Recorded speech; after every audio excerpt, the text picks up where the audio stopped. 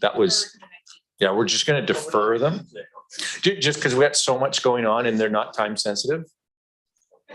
So I can close it now or wait till it's done? So item 10, we're going to mention item 10. That was deferred. Yeah. And they were supposed to be short anyways, but it was like, just in case. Nothing's ever short.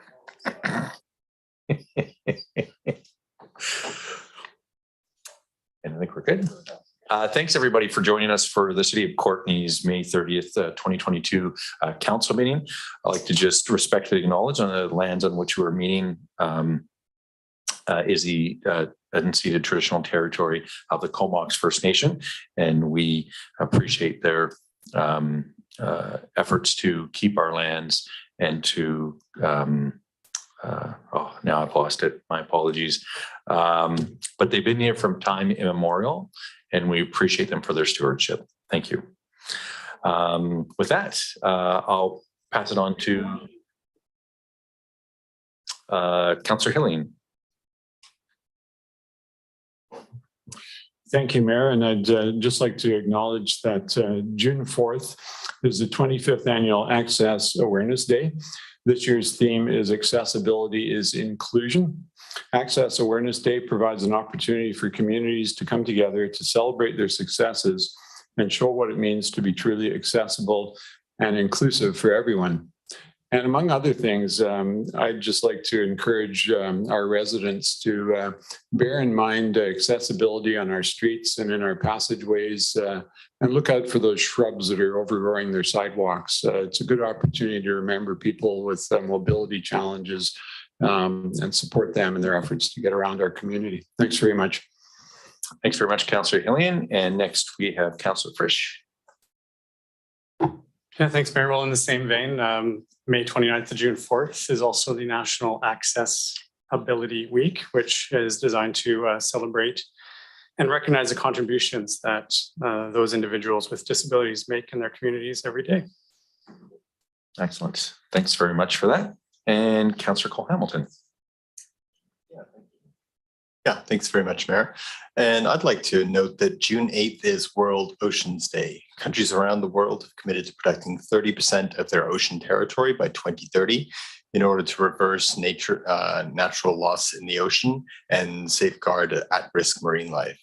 In celebrating the ocean and protecting its habitats and ecosystems, we can together raise the profile of ocean conservation's critical role in improving planetary health and slowing the crisis of species collapse and ecosystem decline. And I think for a community that sits on the Salish Sea, this is a particularly notable and important day.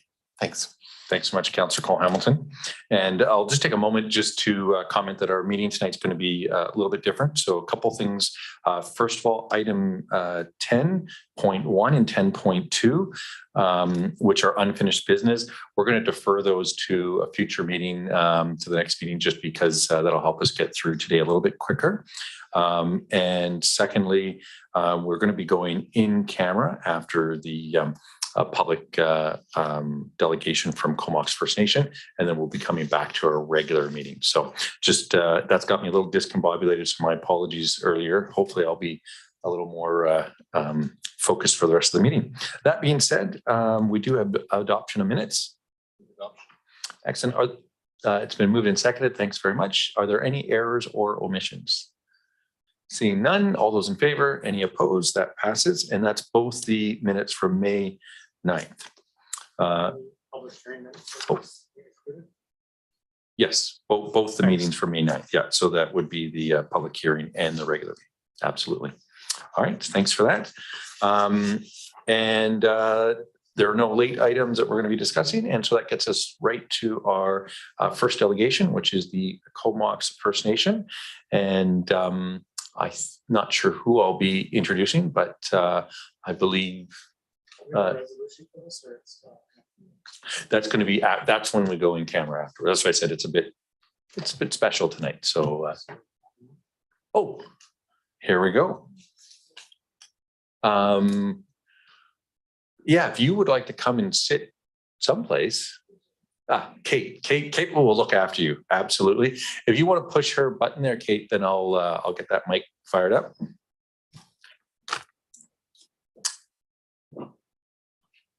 And if you'd like to introduce yourself, and you've got the floor. Sure. I'm Sarah Cavanagh. I'm with the Ministry of Indigenous Relations and Reconciliation. I'm also joined here this afternoon, I believe, via Zoom, Chief Nikhil Rampal of Comox First Nation and Michael Blackburn of the federal government, who's the manager of treaty negotiations on the island. And I believe Nazrin Hismani, the negotiator for the federal government too. And today we wanted to come and give an update just generally on our reconciliation initiatives generally for the province in Canada, and also to give an update on negotiations with Comox and our planned community engagement over the next few months and what our timelines are to hopefully conclude this treaty. Now, let's see if I know how to work this. Here we go. Start with a couple of quotes. Reconciliation is not for wimps. Our future and the well-being of our children rests with the kinds of relationship we build today.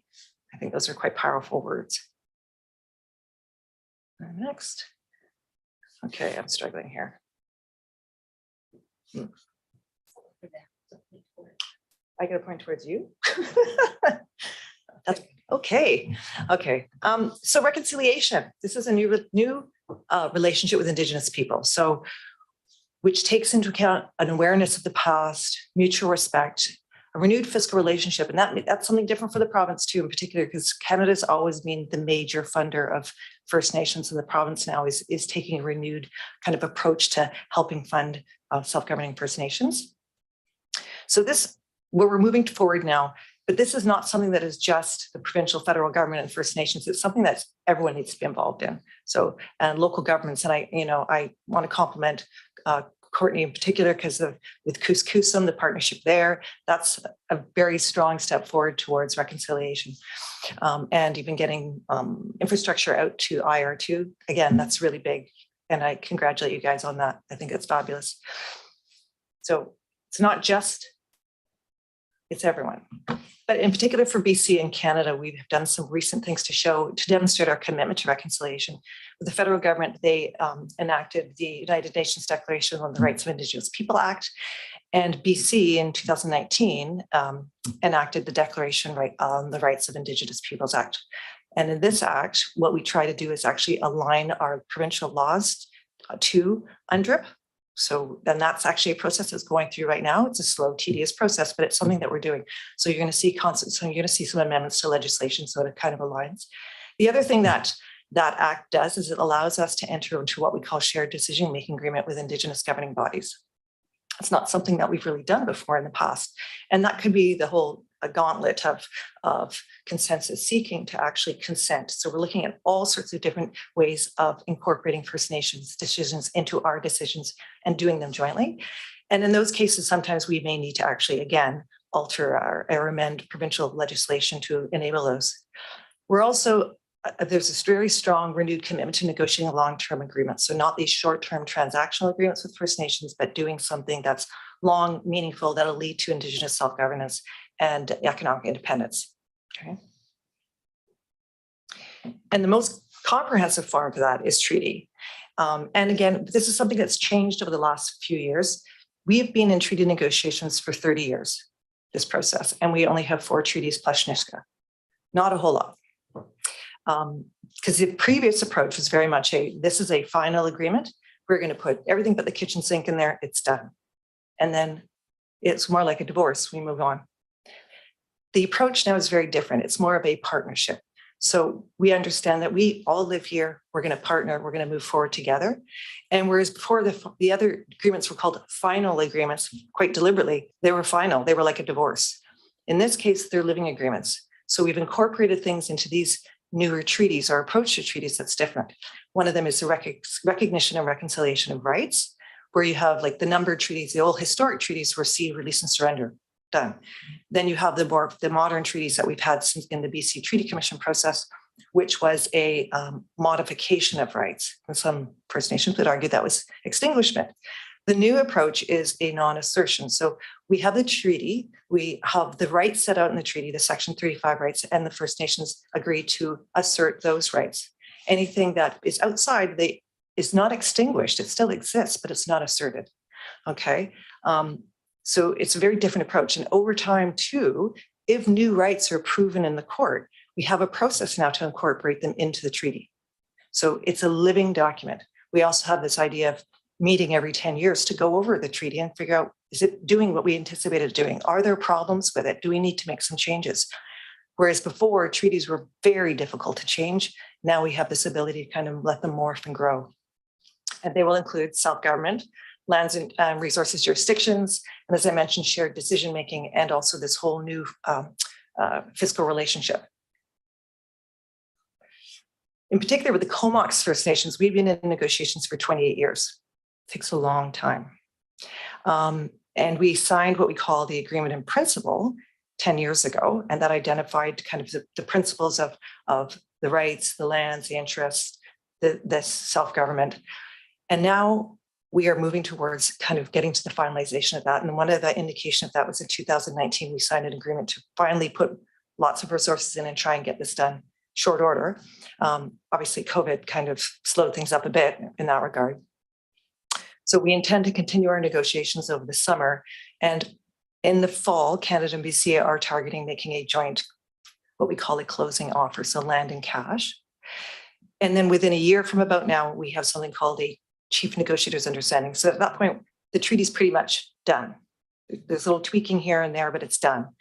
And then after that, once we actually get approval to initial, then Comox will ratify. So the Comox will take the treaty and the offer, the lands resources package to their membership to vote to decide whether they approve it or not. If they approve it, then BC and then Canada goes through the process.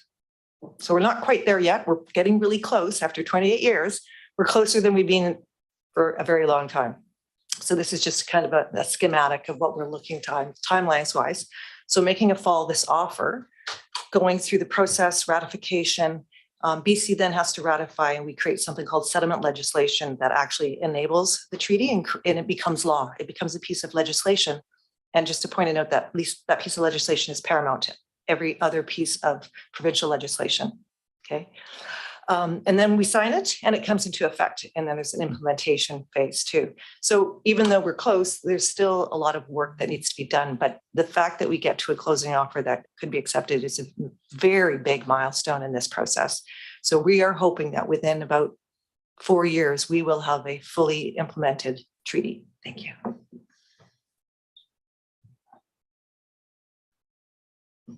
So the Comox territory expands quite a long ways, all the way up to the Sayward Valley, down to well past Denman and Hornby. And their core areas tend to be, or are, in the Comox Valley and the Sayward Valley. So when we look at, this was the agreement in principle I mentioned that was signed 10 years ago. The purple are the lands that are currently Indian reserves, and they were obviously going to become treaty settlement land. And then we offered the orange parcels, which we call the agreement in principle parcels. And there's 2 parcels up in the northern area.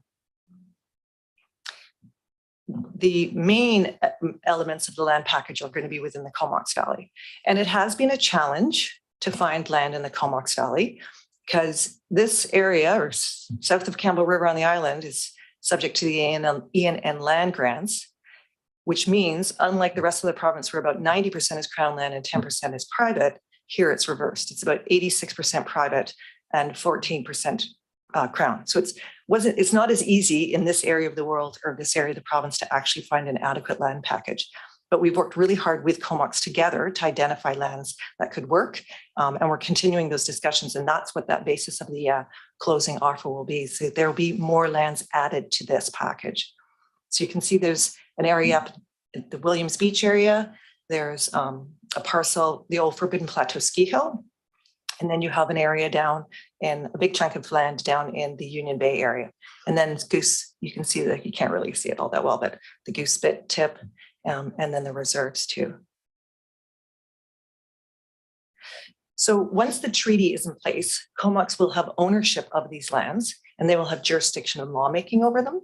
And that means zoning, management, development, all that will be their ability to do so under their self-governing. So in this case too, because of the oddness in terms of the amount of private versus Crown land here, we are actually doing something different with the Comox Treaty. We're flipping it here too. Ordinarily, when we do treaties with First Nations, our first premise is all lands are public. unless First Nation requires them for something that is not compatible with public access. In this case, we're flipping it. We're saying, just like it is in the Comox Valley, Comox lands are private except for ones we specifically identify as public or as park. For example, Tree Island was in the agreement in principle, and that will be a park in the treaty. Okay, it's a bit different. So in the treaty also, there will be self-government. So they will have the right to self-govern and make laws, but that'll be subject to some limitations. We do this under something we call the concurrent law model. So federal, provincial, and First Nation laws all apply at the same time on the lands. So Comox, let me just see some of the lawmaking authorities. Comox doesn't necessarily have to immediately, effective date, draw down those lawmaking authorities and start making laws. It's not, it's discretionary. They can do it when they see fit. But at the same time, there's no vacuum because there's provincial and federal laws actually in place at the same time. These are just some of the areas that they will have lawmaking authority over. So it varies from what we, lands and resources, all the way to culture and heritage, education, social services, marriage. And we also, in each case, we also, when you have three laws potentially, or three areas of jurisdiction interacting, or there might be two areas, federal or provincial and First Nation, you don't, if there's a conflict. So if you can't abide by one law without actually, not abiding by another law, you create a conflict. So an individual. So there's always conflict provisions for each lawmaking authority. We talk about whose laws prevail in the event of a conflict. So in anticipation of doing an offer in the fall, we want to ensure that the public has the opportunity to know what's going on, to engage, to provide input. So we are starting our public outreach right now. We're close to launching a website. We will be sending out letters to interest holders or anyone who land is adjacent to the parcels that we're considering so that they can provide us some feedback.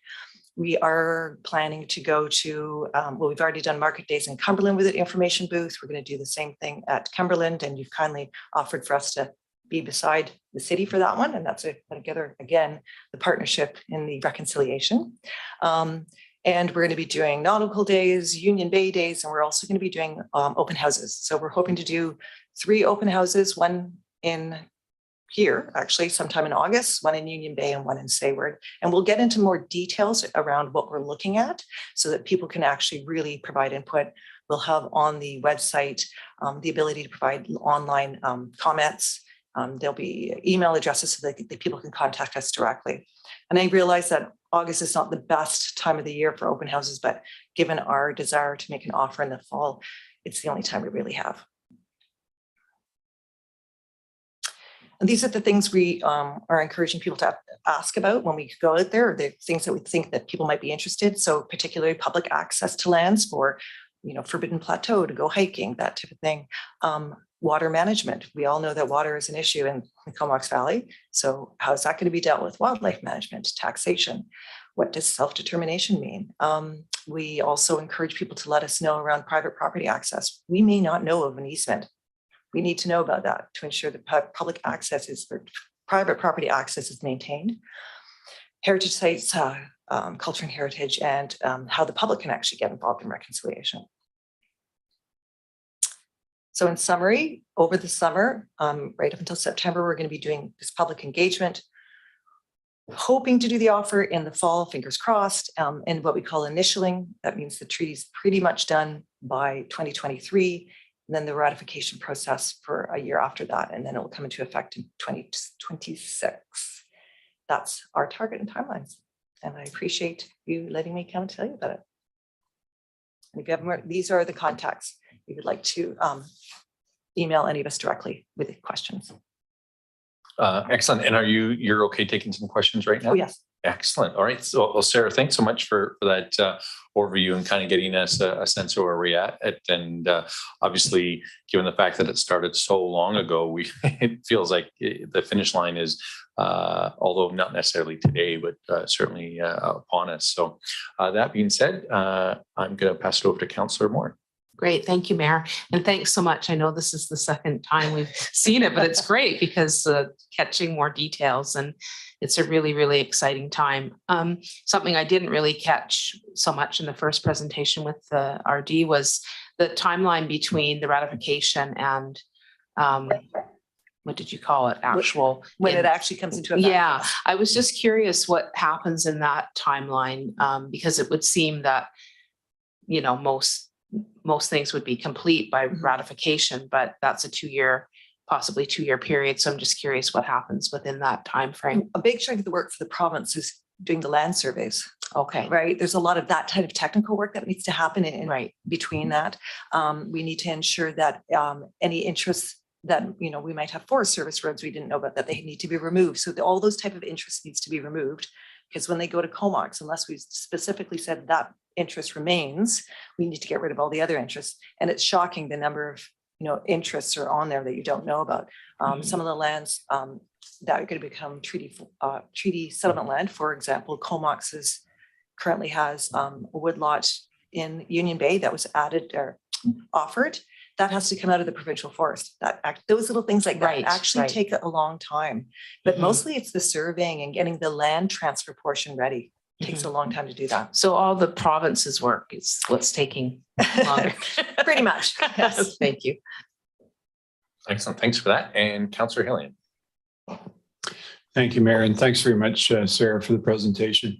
I just want to acknowledge that I've had the privilege of being the regional district representative to the treaty table, so have been able to attend the monthly meetings and see the laborious and painstaking process that's involved. It's very complex. There are so many issues, and as we all know, dealing with the bureaucracy, it's not just a straight matter of making a proposal and discussing it. You always have to wait till somebody talks to somebody else who has to talk to somebody else, and on it goes. So I just want to congratulate you and the team for all the hard work and getting to this stage, which I think is going to be an amazing game changer, not only for the Comox Nation, but for the other citizens of the Comox Valley.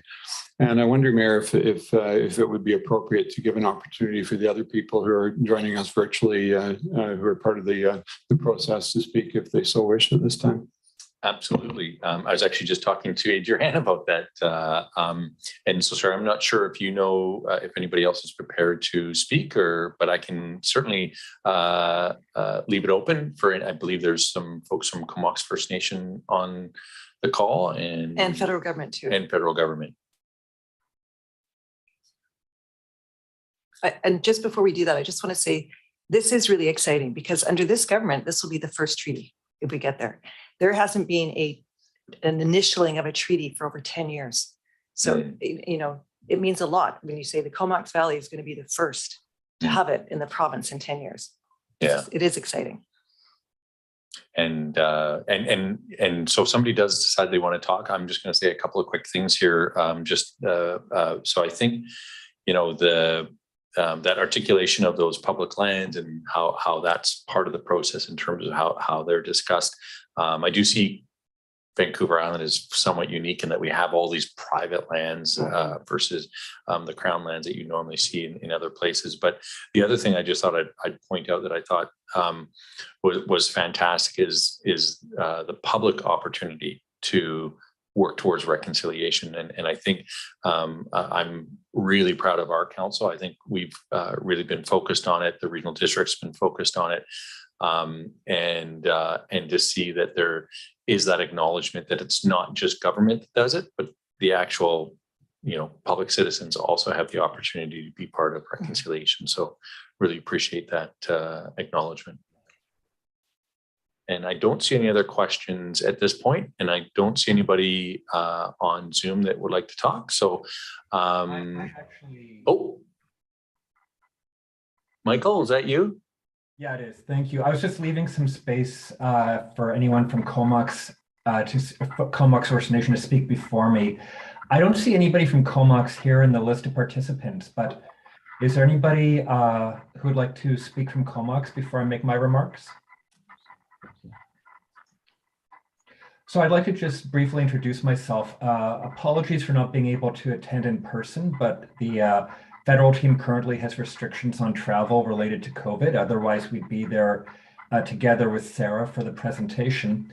My name's Michael Blackburn. I'm the Federal Negotiations Manager for Crown Indigenous Relations, and I've been negotiating and supporting negotiations on the Comox Treaty since I joined this department 8 years ago. And it's a big part of my heart, a big part of my life over those last 8 years. I'm just incredibly excited about the progress that we've made and continue to make. And I very, very honestly and earnestly believe that we're going to hit big milestones, as Sarah's described to you, I assume. Unfortunately, we've been in the waiting room for the Zoom call for about half an hour, so we didn't hear the presentation. But I'm sure Sarah answered all your questions. But I just want to make it clear that although the federal team's not there in person, we're there in spirit, and we're very committed to successfully concluding negotiations with Comox First Nation, and are, as Sarah has said, really excited, genuinely excited about this really historic act of reconciliation. And I just want to make space also for my colleague Nazrin, who is the negotiator on this file.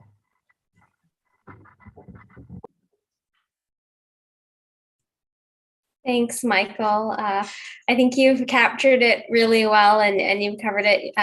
As Michael said, we wish we could be there in person, but even if we're not, we're still very much supportive of this and a partner in the treaty, and we are looking forward to reaching the milestones that Sarah presented on. Excellent. Thanks so much for adding to that. And Michael, I think to the point that I another note that I had here just about how this isn't your grandparents' treaty, so to speak, where this is progressive and really seems to have a more holistic way of looking at a treaty, not just as that final document. In your comment that it's not a final like a divorce, this is actually more of a partnership and moving forward. So just that difference in articulation and perspective, I think is critical. So really appreciate that. And given that there's no further questions at this point, and I don't believe any further comments, what we're going to do now is we're going to have a motion to go in camera, and I'm going to look around. Councillor Cole Hamilton, thank you. Thank you, Mayor. So I'll move that Council close the meeting to the public pursuant to the following subsection of the Community Charter, 90 sub 1 sub B, the consideration of information received and held in confidence relating to negotiations between the municipality and a provincial government or the federal government or both, or between a provincial government or the federal government or both, and a third party. Okay, it's been moved and seconded. Any questions or comments? Seeing none, all those in favor? Any opposed? That passes. So for those out there in YouTube land, we are going to be taking a in-camera meeting, and then we'll be returning once that meeting is complete.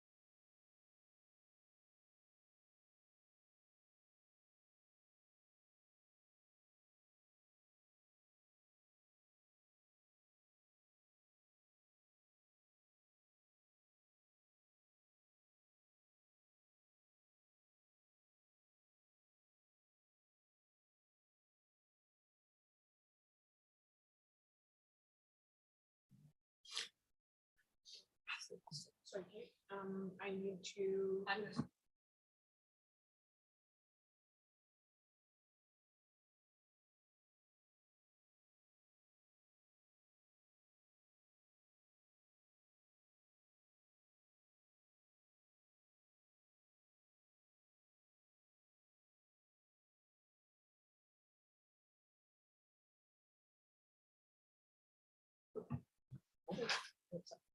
All right, thanks everybody for being patient while we had other parts of our meeting to complete.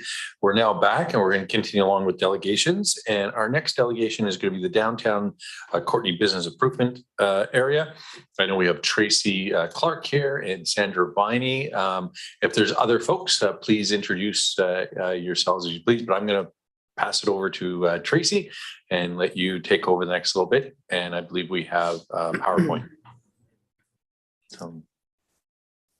All right, thank you so much for hosting us. We're happy to come and give you guys what we hope to be is an annual update on the past year of our activities. So we'll be recapping 2021, and this looks like the start of our slideshow. As you can see, we exist in downtown Courtenay in just 3 blocks. What is a BIA though? We can go back 1 slide. So BIAs came into existence in Canada in about 1970. In Ontario, there's around 500 BIAs throughout the country, and we are one of almost 70 in the province of British Columbia. We are quite a small one. We cover 3 blocks by 3 blocks, and many of you know this is the downtown core. We're a nonprofit association, and our mandate is to ensure that downtown Courtenay is a vibrant place to do business. So how do we do that? We do that through committees, and we can go to our next slide. Our board of directors is a group of volunteers, and we are a working board, and I do put them to work. And this is what we do. So we have a safety and security committee, an infrastructure, a marketing committee, and a community engagement. Safety and Security Committee is focused on maintaining and establishing a safe and thriving downtown for our members and our community. And we work collaboratively with stakeholders and community groups to achieve that goal. The Marketing Committee, their job is to promote downtown as the heart of Courtenay, and we encourage locals and visitors to eat, play, and shop here. We use print, social media, and other creative campaigns to ensure downtown is portrayed in a positive light in our community and beyond that. Now, Infrastructure Committee exists to ensure that downtown Courtenay is always looking its best. We work very heavily with the city on this committee and our members as well to ensure that downtown is clean, inviting, safe, and accessible. And we also have an eye on sustainability moving forward. The Community Engagement Committee, on this one, we participate in local activities as a collaborative partner. So we like to stay current on local issues and to maintain those valuable connections with our community. Sometimes we observe and sometimes we participate when it's appropriate. So let's head to our thorough committee updates on the next slide. We'll start with our Safety and Security Committee update. Now, for the first year of existence, this committee was not funded at all. So we were able to be super creative in ways to help our members with our identified needs and concerns. One of the things that we created is, as you can see, a safety and security resource sheet. So this is just a piece of paper that our members can print and keep on hand that lets them see quickly at a glance what resources they have, who to call, when, if, what happens, and a few scenarios and responses to those scenarios if needed. A couple other things that have been really amazing is working through our community partners. So the RCMP came to us with a trespass sticker program idea. And this is just a way for our members to get on board and identify that their property is protected 24/7 with a visually identifiable sticker. So the RCMP can protect their property. If they find anybody who's vagrant on the property, they can help them move along. But not only that, we can help them with a compassionate and understanding perspective. So it's very important to us that we are able to help people be connected with the services that are available in our community. Another thing that we've undertaken through one of our partnerships with the city is they were able to get their city staff to do a lighting inventory through downtown. And they noticed that there was room for about 8 more lights downtown. So downtown's going to get a little bit brighter thanks to that. We're also working on mapping some of the cameras that we have downtown through our members. So identifying gaps in camera coverage and allowing the city to have a database of where those cameras are in case the RCMP needs to access footage in a timely manner. It also helps our members communicate with each other if there's an issue downtown.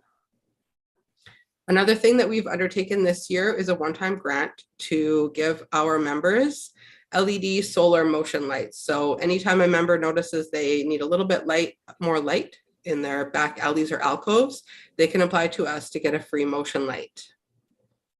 The city has also taken us under their wing a little bit with their overnight patrol support. So they already had an overnight patrol going through downtown, checking on the city properties, and they were able to just expand their reach and look everywhere downtown with the same patrol.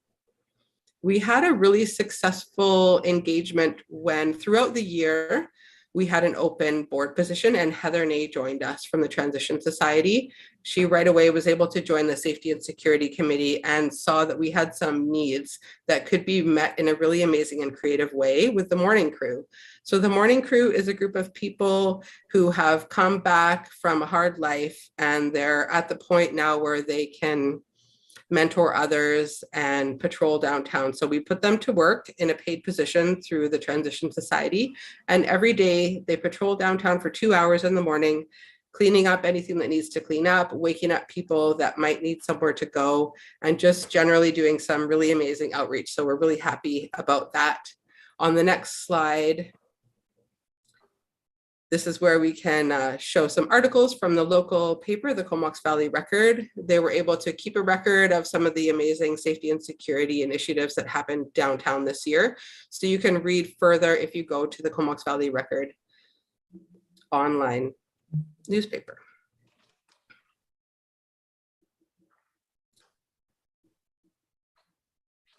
And we can head to the next slide. Let's get to the infrastructure committee update. So this is what you see when you come downtown. So we try to make downtown look as beautiful as possible. And it's certainly easy with so many amazing shops and merchants down there. The Downtown Association helps annually by putting out a facade grant. So this will help our members fund some of their facade projects. Example could be they might need a new mural. They might need a better sign, or they might want to do some crime prevention through environmental design. So we have a little bit of a fund to assist our members with that. And we have just recently opened up that grant process. So we're accepting applications.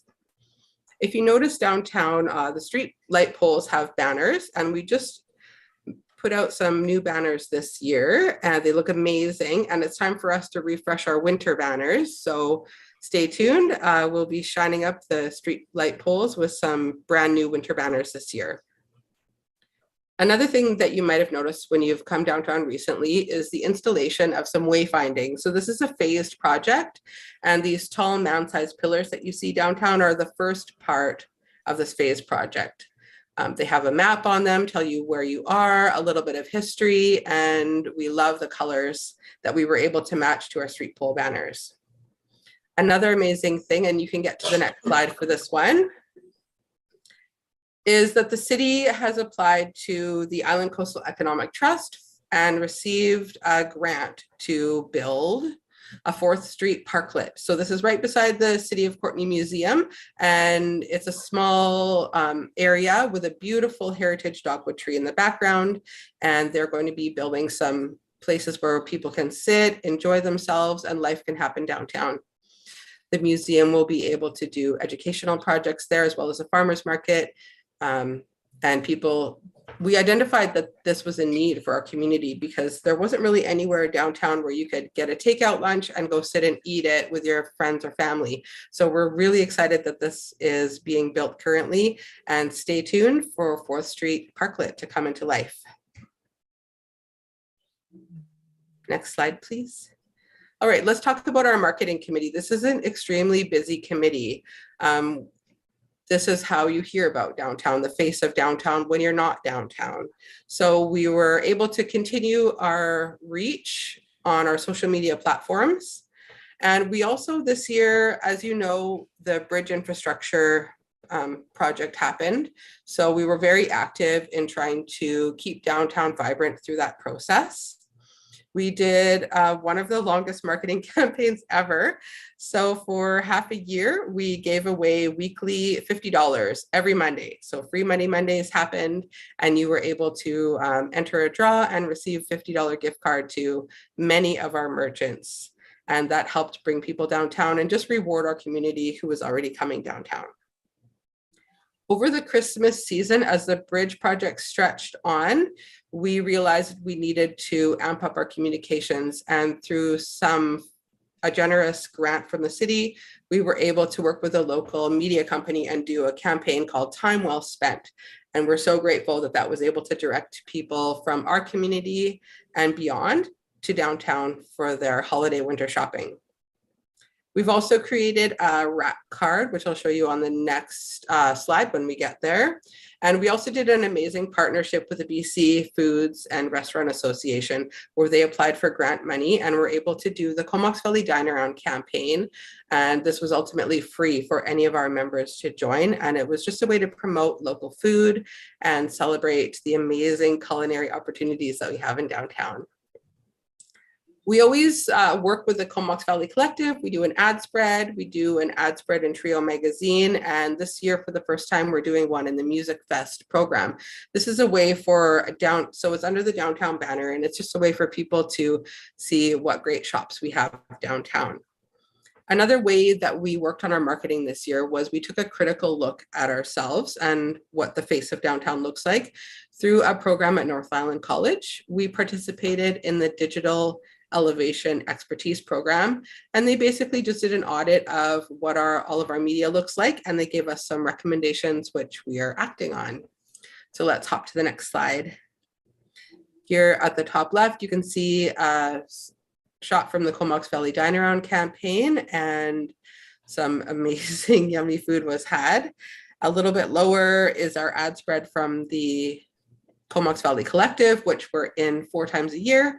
And then here's our downtown Courtenay wrap card that I was telling you about earlier. So this is just a fun way for people to come downtown for free. They can pick one of these cards up at our sponsors, walk around downtown. It's a scavenger hunt. And if they can find all of the 18 hidden colorful places downtown, fill in their card, and they can take that into Gladstone and enjoy a plate of fries for playing along downtown. So we like this because you can do this anytime when the shops are open or closed. It's free, gets people outside and enjoying our community. So let's skip ahead to the next slide. The Community Engagement Committee, let's be honest, this is single-handedly run by Sandra Viney, so thank you so much. She sits on quite a few boards and committees in our community, and we are so grateful to have her as our vice president at the DCBIA. So she attends the Comox Valley Coalition to End Homelessness meetings. She also participates in,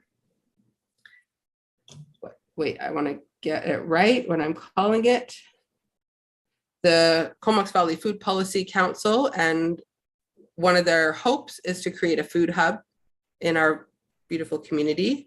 We also try to keep in touch with Explore Comox Valley, and we are part of Momentum Group, which is a group of peers in our Comox BIA community, Cumberland BA community, 4VI, and the Comox Valley Chamber. Next slide, please. And our events this year, instead of having the marketing committee produce all the events, we decided to honor their busy business lives and create instead task forces, which are focused primarily on each event.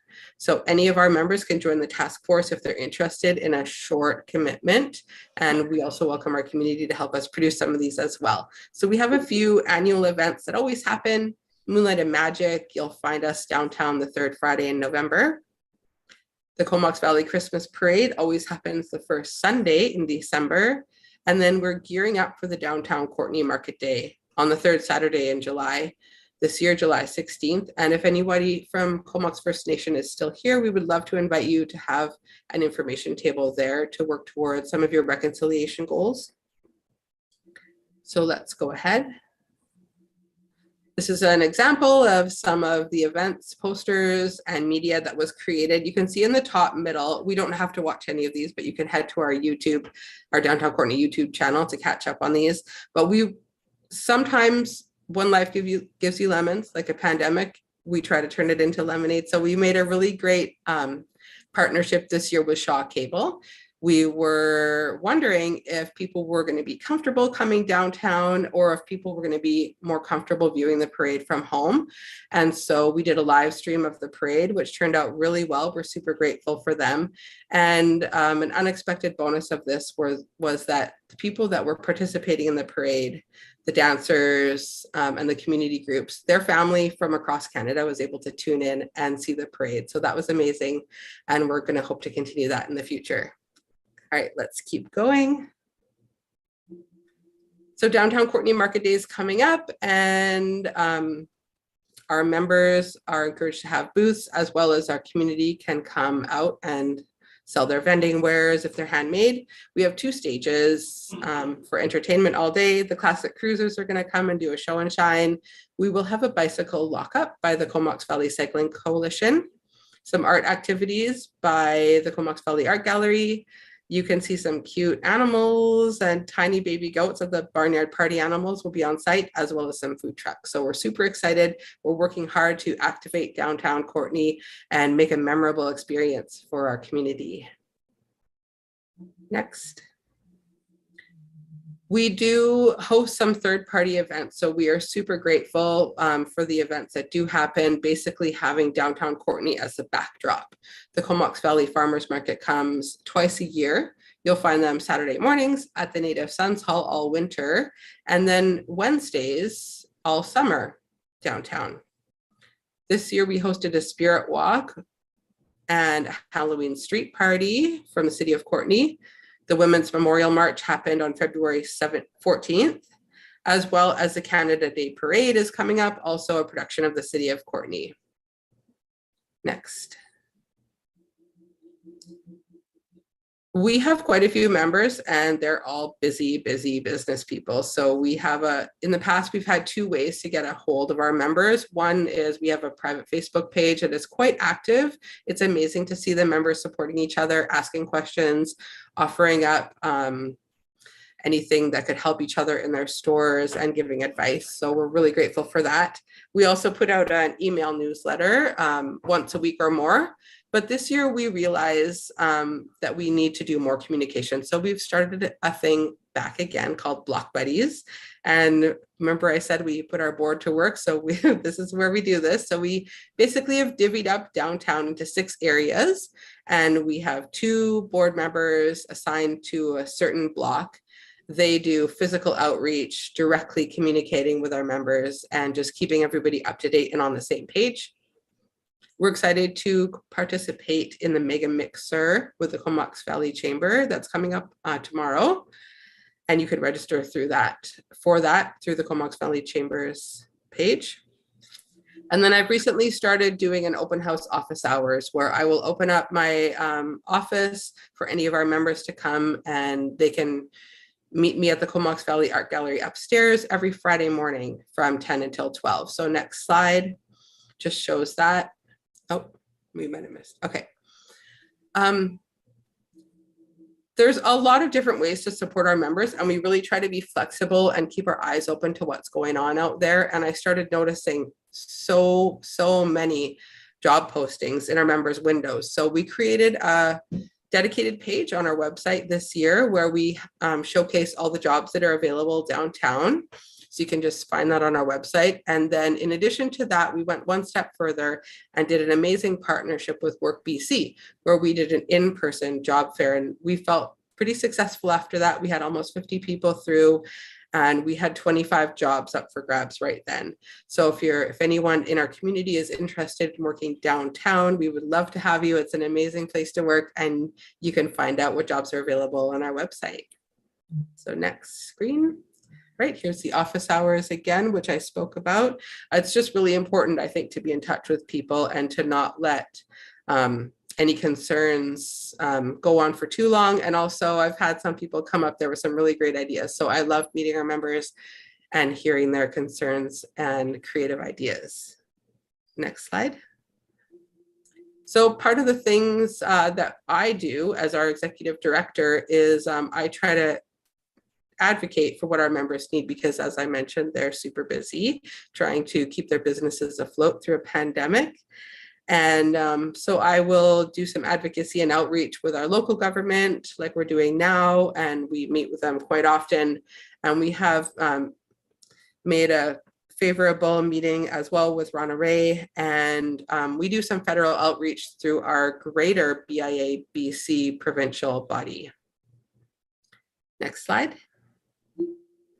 We had a few new people join us downtown this year, so congratulations and welcome to Eagle Rock and Gem. They moved it on Upper 5th Street. There's a new lingerie shop on the corner of England and 5th. And as you all know, the Old Farm Market grocery store opened up, and we're super excited to have them downtown. And congratulations, we had a few businesses change hands. Secret Drawers has new owners, as well as starting June 1st, the Mustard Lady has new owners. And Happy Source for Sports has also changed hands as their owners have retired. So congratulations to all those people.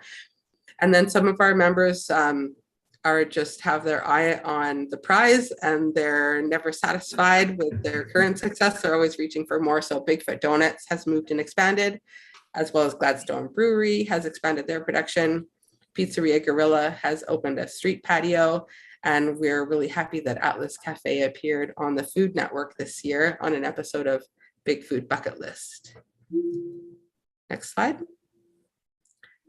I mentioned that we exist through a municipal bylaw, and we were started as a BIA in 1995, and it's time for us to do our bylaw renewal. So we are gearing up for that. It's basically a lot of outreach. So right now, spring, we're doing some outreach to find out what our members like and need and what their vision is for us moving forward. In the summer, we'll do some more public consultations. And then in the fall, we compile all the research that we've done and really set some goals. And then in the winter, you'll see me back here at council as we advocate for a renewal of our municipal bylaw. Next slide. That's all. Thank you so much for having us. And have I used up all my time? Do we have time for questions? Well, funny you should mention that. I didn't warn my council, but we assumed this was going to go beyond the 10-minute allotment for a delegation. We're a little bit beyond that right now, but having said that, I will open it up to our council for asking some questions, and maybe I'm waiting for someone to push a button. Oh, I see a button is pushed. Maybe I'll pass it on to Councillor Moore in 1 second. Great, thank you, Mayor. Wow, that is like an incredible report. It's so amazing. Everything that you're doing, Tracy, as well as all the businesses and all the different initiatives and responding to the challenges of COVID and the bridge project and kind of everything in between. So kudos to everybody involved. I thought it was one of your last items around what you've been doing to help businesses get employees, et cetera, I thought was great. And the job fair sounded like it was really successful. I was curious whether you get much feedback from businesses around the challenges for their employees, excuse me, around childcare and housing, because that's something that obviously comes up a lot with our council and the public. And I just, not that I want to add more to your list, but I thought it would be really interesting to get a sense of what the needs are with folks downtown on those topics, whether they're struggling more than other areas in terms of childcare and housing, or if there's any opportunities for some connection around some of those items. That's a great point, Wendy. Thank you. And I actually just made a note for myself. I think that would be a really interesting thing to poll our members and see how they're doing in that regard. I know myself, I have a preschooler at home and a school-age child, and I was able to secure one more day of childcare, which just made my life, it made me able to do a little bit of a better job at work here. So, and another thing that I heard from one of our members, the Old Farm Market, was that they had to hire people from outside of our community. So they're traveling here and then traveling back home to work from nearby communities. So it's interesting how the housing crunch really affects employment in our little town. Mm-hmm. Yeah, I appreciate that. We need to have a childcare actually downtown. I think there did Montessori childcare just opened up downtown. I think. Oh, okay, there you go. So yeah, it would be neat to have that convenience. I have a family member working at Old Farm Market as well, and they are, they still need some staff there. So, yeah, I think especially when a place like that opens with a large number of employees, it's just even more challenging. So, yeah, thanks so much. Well, thanks, Councillor Morin. I know you sort of touched on basically forecasting over the next few months or till the end of the year, kind of looking at that bylaw renewal. Are you looking at things like expansion as well as sort of other things to tweak, or do you think the size of the BIA area is good? That's an interesting question. And we are one of the smaller BIAs in our province. And we've noticed that as Courtenay grows, we feel that we do provide amazing services to our members. We do have quite a few associate members, and those are often found on our nearby boundaries. And then we do keep in close touch with them through our email newsletters. And they often need things that we physically can't provide as they're not members. So we do feel there could be a need in our community for greater support to our business community, even just on our close boundaries or maybe beyond. So we're interested to see if our community would like our support in that way, because we're ready to help. Excellent. Thanks very much. Councillor Frisch. Yeah, thanks, Mayor, and great presentation. Really appreciated the update. Something that has come up in the past around downtown is Duncan Commons, and you're probably aware of some of the work that's been done, or at least heard about the concept. And I guess I'm wondering if it still comes up around your board table. I know we have it in our downtown playbook as something to be looked into, to be explored. Wondering if you're hearing anything around your table. Yes, that's a good point. Actually, we would love more physical gathering spaces that are dedicated, where we can make places for our community to come together and celebrate special events, just the everyday, or say the farmers market. So there is definitely still remains a gap there where we would like to serve our community a little bit better by having a dedicated gathering space that had the infrastructure in place to support certain activities. Good to know. Okay, thanks so much, Tracy.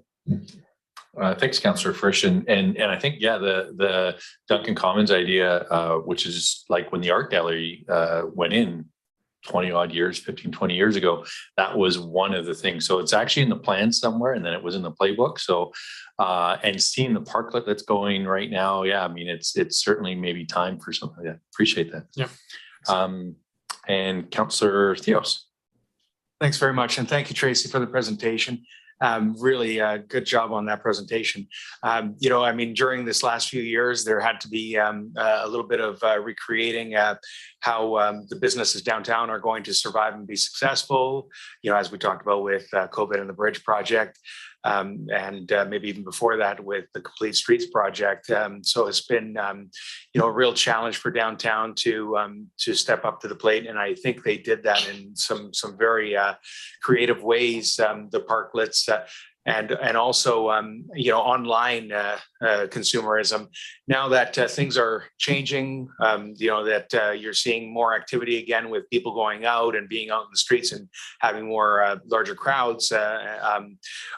Is there still that element of online shopping that seemed to be quite successful for some of the businesses during the last couple of years, and maybe an expansion of some of the other creative ways of, I know, of course, the Parkville, we just talked about that, but the creative ways that the downtown is really engaging with getting new business. That's a really good point, actually. And we do know that online shopping can be seen as the enemy of small business. But we feel like it's a challenge that we can take on ourselves, and we can represent ourselves online as well. And that allows us to have a market not only in our community, but beyond throughout Canada, and we can ship anywhere. So a few of our members have taken the opportunity to receive the Canada Digital Adoption Program, which is some funding that's been released from our federal government to move their business online. And they were amazed at the success that that's brought them. So we are excited to embrace both online and local shopping. I mean, there's nothing like going into the shop and meeting the shop owner themselves and having them serve you. But we realize that the world we live in is indeed global. So we're happy to participate in that. Great job. Keep up the good work. Excellent. His mic's off, but he said, keep up the good work if you didn't hear him. So Thank you so much. he said it loud though. And I don't see any other questions or comments at this point, but yeah, I just want to comment on a couple of things. The job fair that you mentioned was amazing. Lots of people there. Great to see, again, that collaboration and coming together. And, you know, the city, I think, is certainly a willing and hopefully active participant in being a partner. And do want to acknowledge Councillor Will Cole-Hamilton, who is our BIA liaison, and he works his butt off, to be fair, and I think he loves it, and it's challenging, but there's lots of things to do. I'm speaking on his behalf, but I just want to acknowledge that. But the city certainly here is as a partner. Lastly, it wasn't mentioned here, and it's not necessarily a bad news story, but I just want to let people know that I believe tomorrow will be the last day that Uplifters will be open. And so just to recommend for people, if you're not doing anything today or tomorrow, head on over to Uplifters. And with that, Councillor Hillian. Thanks, Mayor. I just quickly wanted to thank Tracy for not only the presentation, but for the excellent job you did at the AGM for the association recently. But primarily, I wanted to acknowledge the terrific work that Sandra is doing through her outreach to the different community organizations. I think we really appreciate her presence in those venues, and along with the what I think is the excellent cooperation between downtown business and the city in general. So thanks very much. Thanks, Councillor Hillian. And I think one of the results of that would be the Herbaloo, which I think you brought forward, Councillor Hillian, years ago.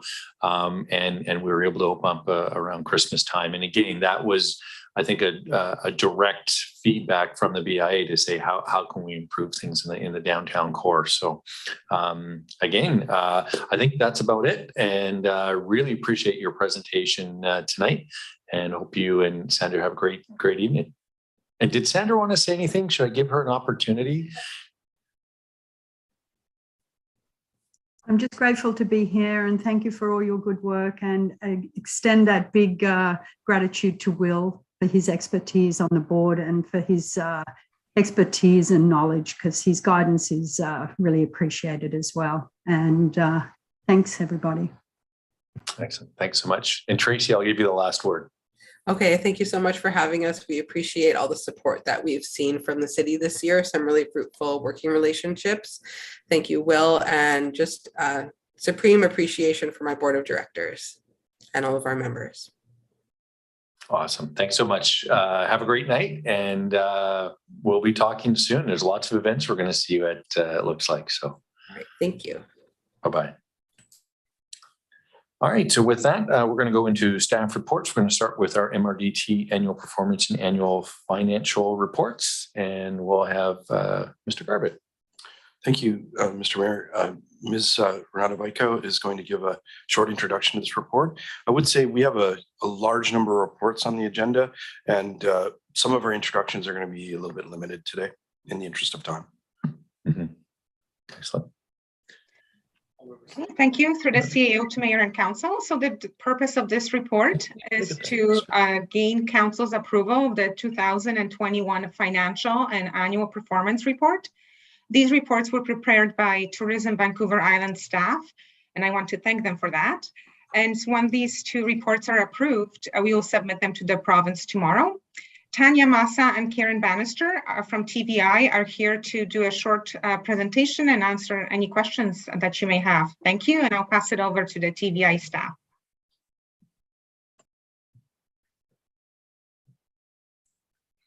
And we're just getting the PowerPoint all teed up.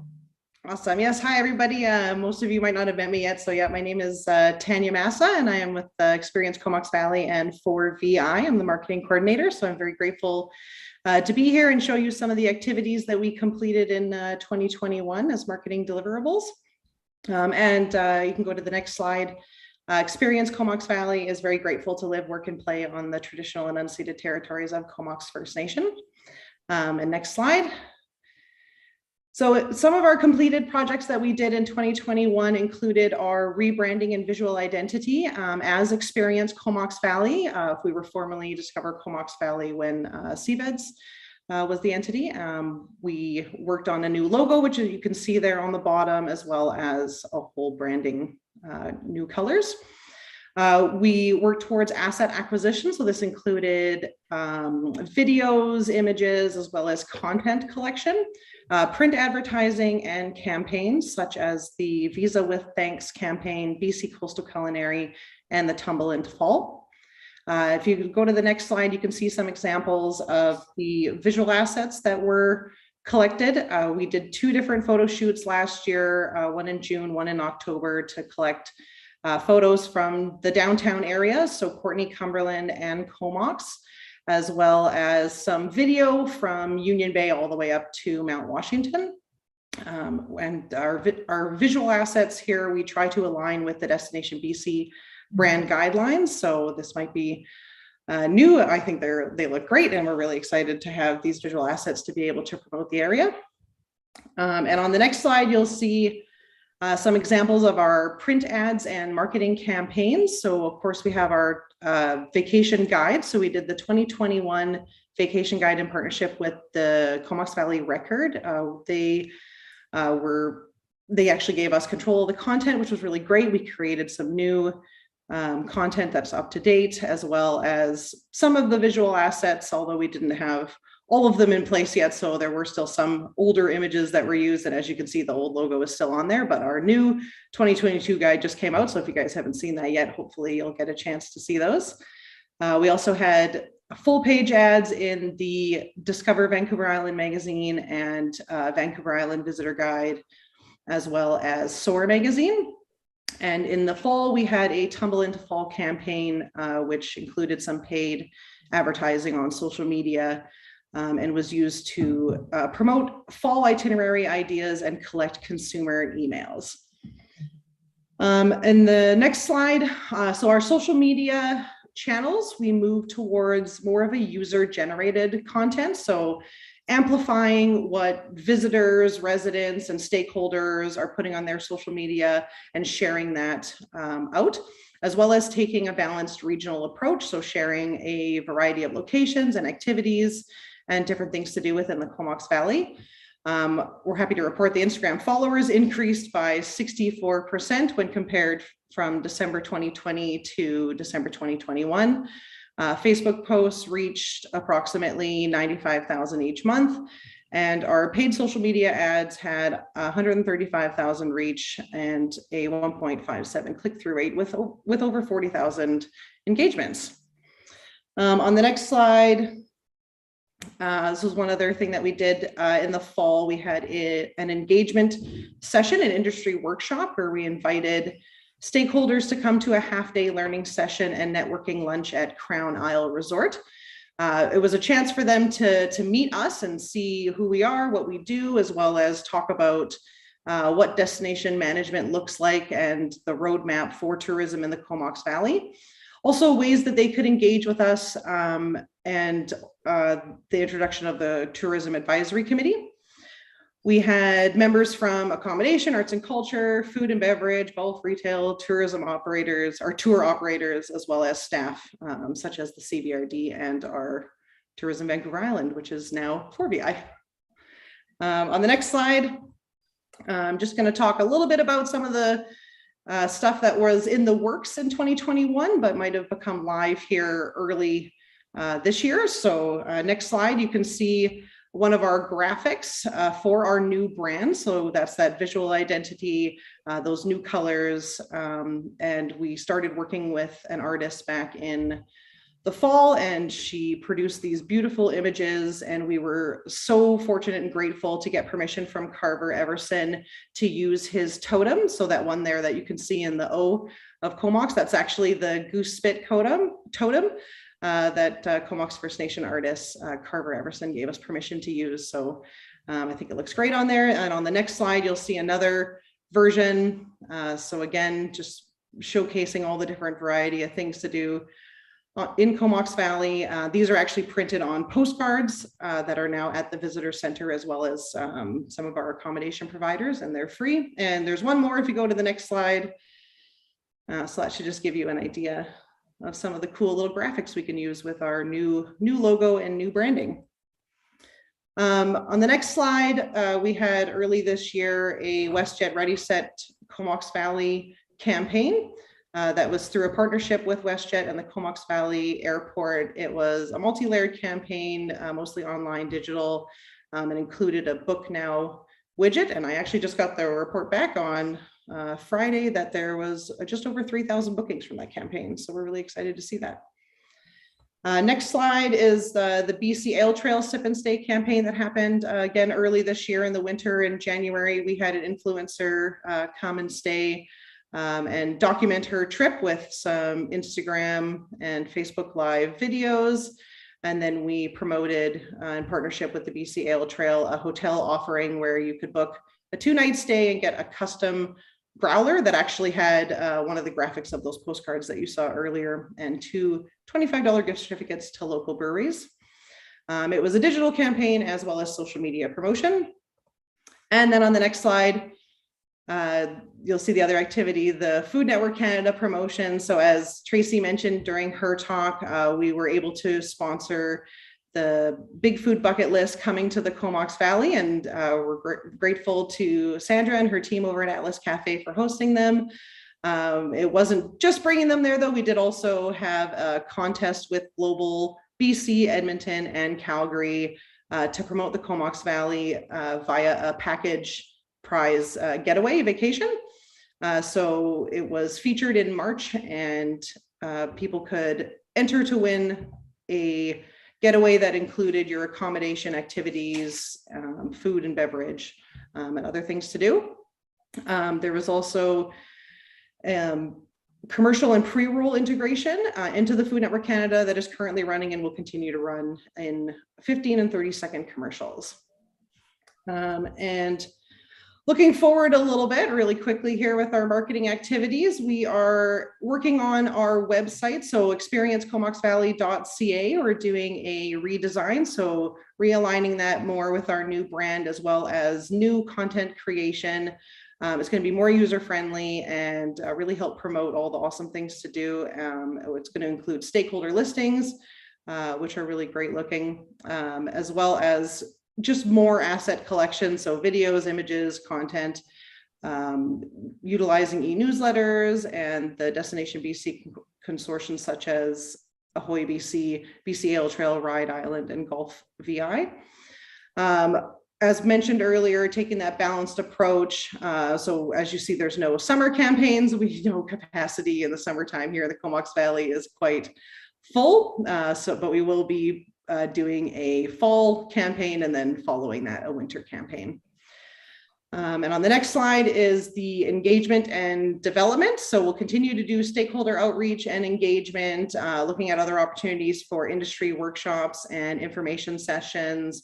Also the Tourism Advisory Committee meetings, gaining some research and visitor insights, including biosphere first impressions, and then getting that baseline of tourism indicators in the form of a dashboard we've identified as something that's missing currently in the Comox Valley. So we really want to work towards having that so that we have the baseline and moving forward have a better idea of what the capacity is and times of years and that kind of thing. Also for product development, looking at new activity motivators for that shoulder season travel. And then on the next slide is our visitor servicing. So our mobile kiosks will be operating again this summer in downtown Courtenay, Cumberland, and Comox. We're looking at some industry training and resources for front of house staff for tourism businesses. We are going to be holding some familiarization tours in June. So working with stakeholders again who are interested in hosting our visitor center staff to come and show them what they do and learn about their businesses. We also still have free racking opportunities at the visitor center, as well as other advertising opportunities. And yeah, do we have time for questions? I blew through that. I hope I didn't talk too fast. You are very close to the 10-minute limit, but the lucky thing is you're not a real delegation. So you could have talked for another hour and we would have just had to sit here and listen, but it's too late for that. Having said those things, Councillor Frisch would like to say something really quickly, I believe. Yeah. There we go.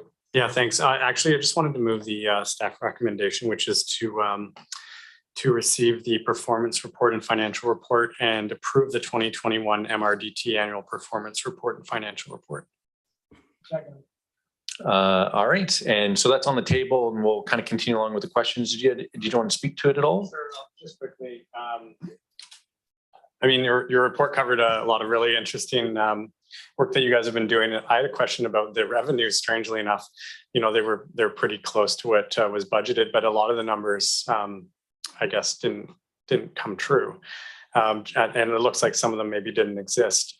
For instance, there's a provincial grant for a small amount that maybe we didn't get, but there's also a larger co-op funds received section. And I'm just wondering what that was meant to be and why it was so far off.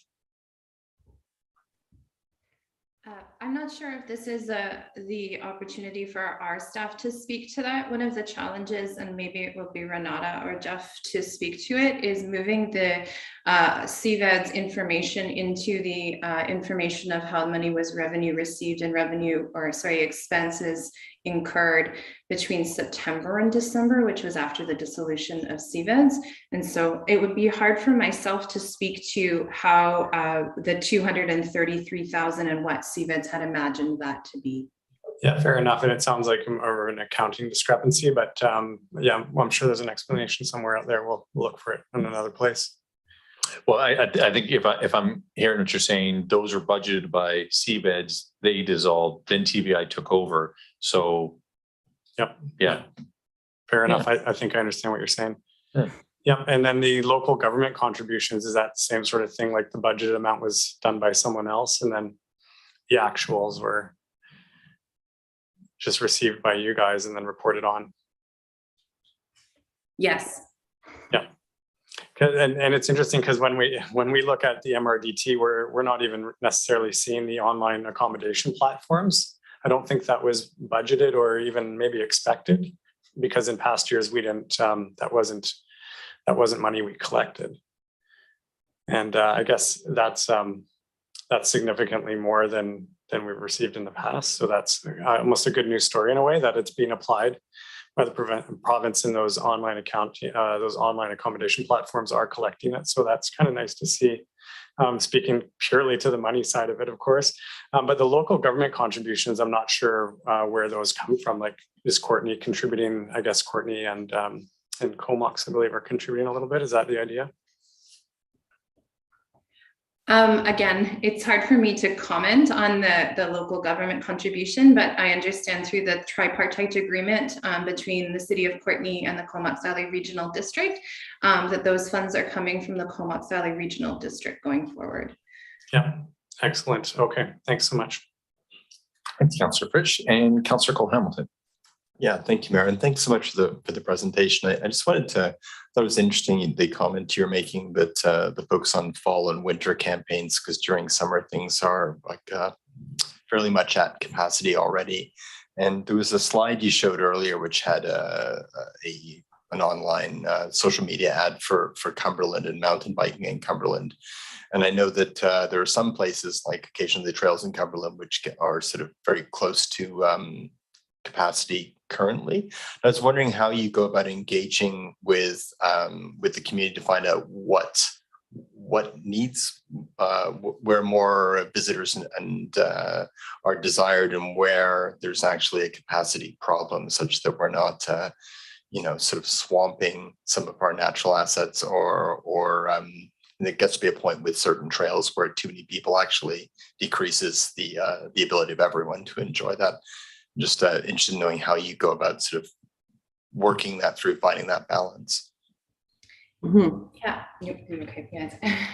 So that is actually something that 4VI, our formerly Tourism Vancouver Island, has identified. And so with the United Riders of Cumberland specifically, we've been working closely with them through a pot of funding that came from the provincial government to invest in trail development, trail maintenance, which is a specific strategic choice to support those individuals who, through their own volunteer hours, have been maintaining those trails for so many years.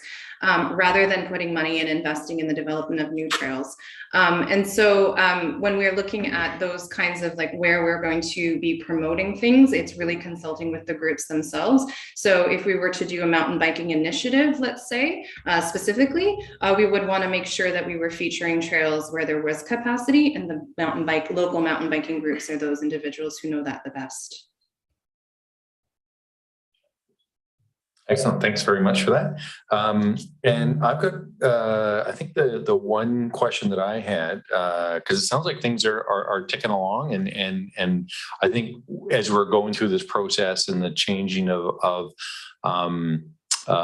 tourism and MRDT and all that kind of stuff, I think, I don't think I could have imagined that things would have gone. And again, I don't want to make it sound like it was easy, but like everybody worked really hard and was able to really bring things along. And as Councillor Frisch mentioned, being able to bring in those Airbnb short-term rental funds, all those things are happening. We're going to, hopefully increase those rates at some point, and be able to use those funds for different things. So it's really good to see that, maybe a year and a half ago, things may have looked a little bleak, but I think our community has really bounced back. The feedback I get is very positive, especially from the tourism sector. And the only other thing I was going to mention is you said those postcards are free, and I thought if it's something that is obviously branding for the community, I know myself, and I don't know if other councillors, but we might even want to have some that people can grab if they come into City Hall. But for myself, for sure, I'd definitely like to get a few of those to have. And it just so happens that there's a national conference that I'll be flying out on Wednesday. And if I could get them tomorrow-ish, then I'll take them with. So otherwise I would have just emailed you, but I was like, my time is a little short. But those things being said, love the new branding, love where things are going. It's really exciting to see things taking shape, and thank you for all the work you guys are doing. Oh, and Mr. Garvey. Thank you, Mr. Mayor. I just would like to say at a staff level, it's been an absolute pleasure working with 4VI. They came in as recognized experts and really helped us, have that continuity and not have a gap in our MRDT. I just wanted to say thank you to their staff, and also to the people who volunteered to be part of our Tourism Advisory Committee. The next round of MRDT reporting, I think, will be more complete because we will be ultimately responsible for that. And I do know, and I've heard from some of the membership, that they're really happy that the new approach and the real value that we get through this taxation in our municipality is really paying dividends. So I thank you. I just wanted to pass that on. Excellent. Thanks very much for that. Thank you. We do have a motion on the floor. And so all those in favor? Any opposed? And I'll give you one last chance for the last word if you have anything else you want to say. I just a big thank you. Yeah, it's great. And I don't care if you have anything to add. No, good. Thanks so much for having us. Thank you. Excellent. Have a great night. All right, next we have the Senior Games, Councillor Hillian. Thanks, Mayor. I'll move that based on the May 30th, 2022 staff report, British Columbia Senior Games Society request for 55 plus BC Games support. Council adopt option 1 to support a joint application bid with the City of Campbell River and the CVRD to host the 2024, 25, or 26 British Columbia 55 plus games, subject to support from other local government organizations to assure there are enough venues for a competitive bid. And further, that if a bid is successful, the City of Courtenay commit to the games by providing in-kind supportive services and facilities to support the cumulative in-kind contribution of $55,000. Okay, it's been moved and seconded. Mr. Garbett.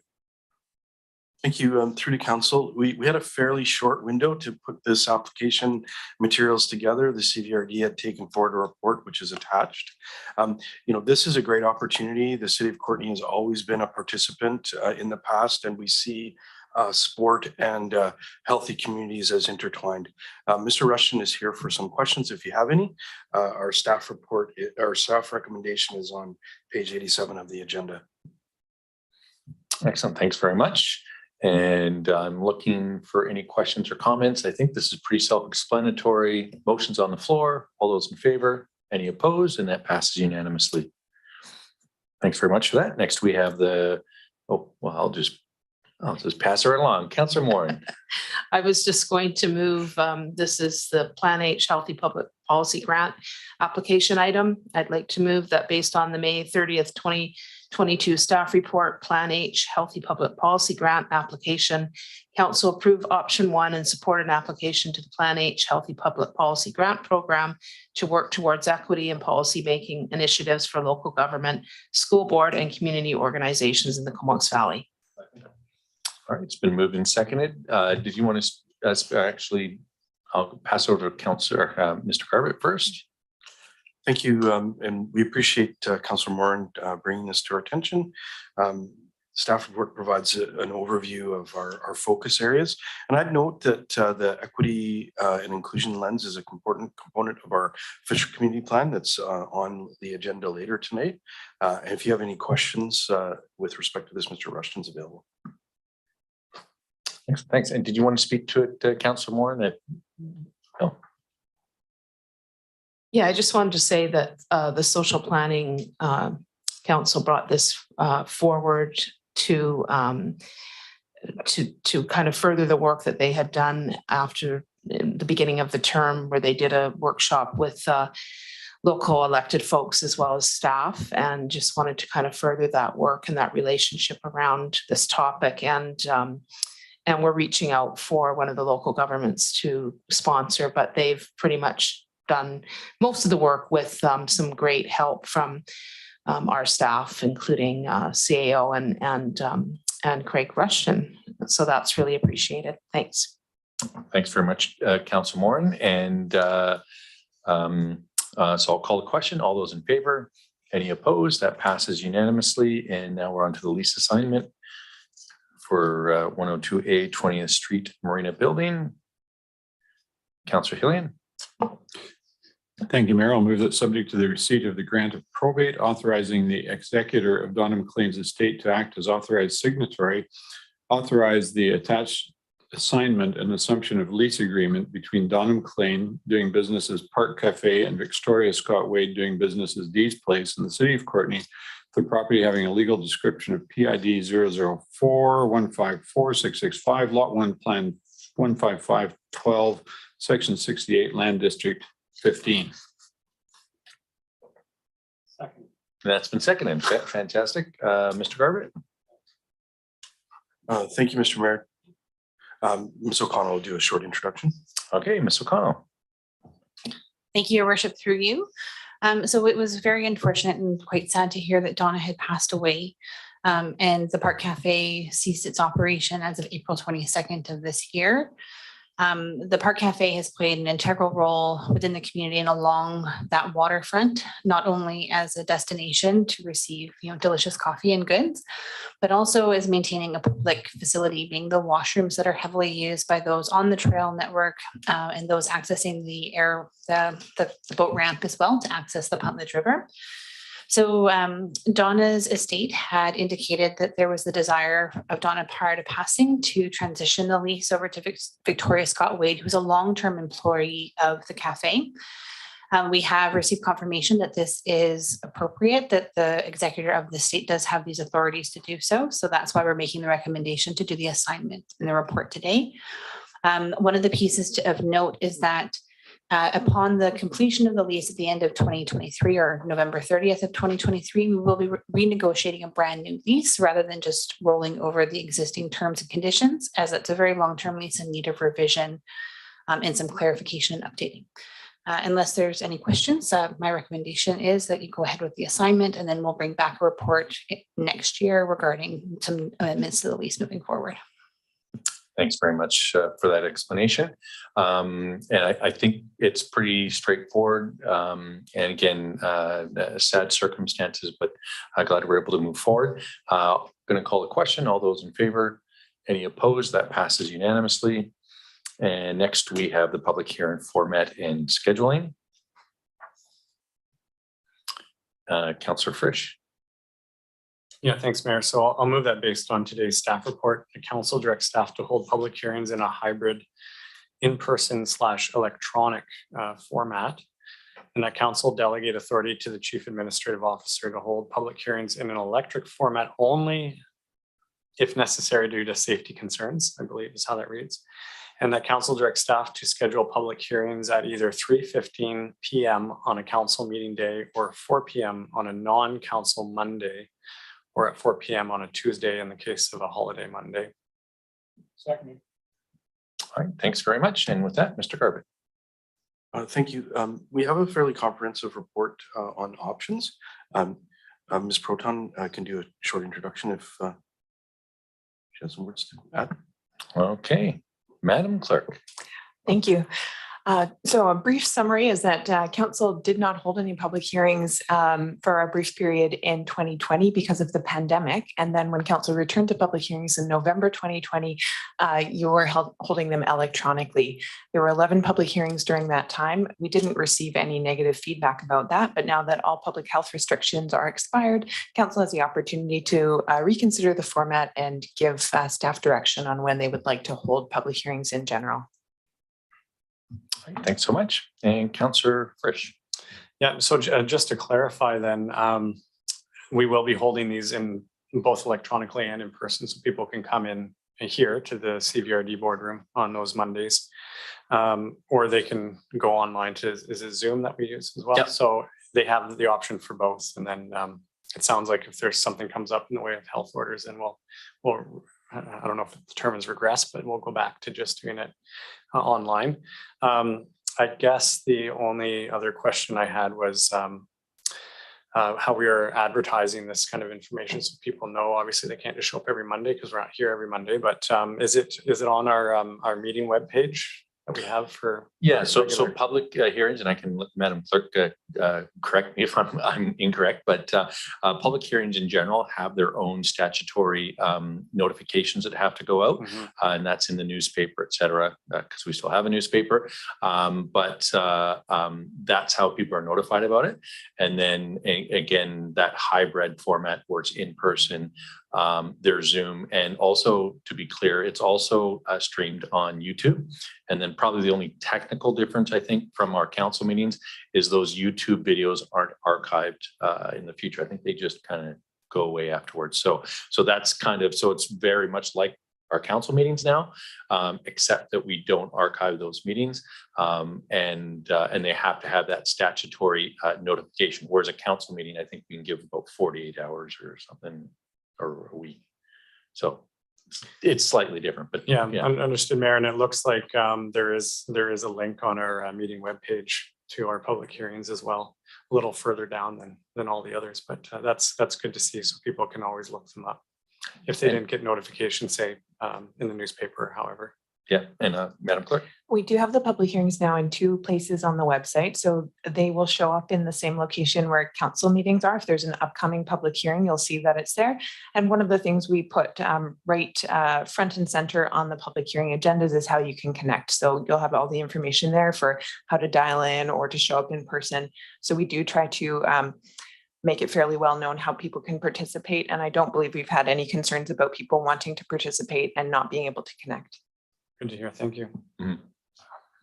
And yeah, I mean, and I think that kind of goes back to staff, the way we've done the public hearings, where people can watch via Zoom, they can come in person, they can watch on YouTube, but they can also phone in, which is another option that happens quite frequently during the public hearing process. So, and they all have their challenges that staff have risen to make sure that they're successful. I don't see any further questions, so I think we might be fairly satisfied. The motion's on the floor. All those in favor? Any opposed? And that is unanimous. Excellent. And next we have development variance permit for 1550 Willamar Avenue. Councillor Hillian. Thank you, Mayor. I'll move that based on the May 30th, 2022 staff report, development variance permit number 2108, 1550 Willamar Avenue, council approve option 1 and issue development variance permit number 2108. All right, it's been moved and seconded. Mr. Garbutt. As outlined in the staff report, there were no responses to the notification. Mr. Marshall's here if there's any questions. All right, and I don't see any questions, so motion's on the floor. All those in favor? Any opposed? And that passes unanimously. Next, we have development variance permit 348 for 14th Street. Councillor Frisch. Yeah, thanks, Mayor. I'll move that based on today's staff report entitled Development Permit with Variances number 2130 for 348 14th Street. Council approve option 1. And direct staff to provide public notice to adjacent property owners and occupants and request feedback regarding development permit with variances number 2130. And that council make a decision on the development permit with variances 2130 at the June 13th council meeting. That's been seconded. Excellent. Thanks for that. And Mr. Garbutt. Thank you. Mr. Marshall is going to give an overview of the variance application. I would note for council that this is the second phase of the development that was subject to a previous variance for 0 frontage.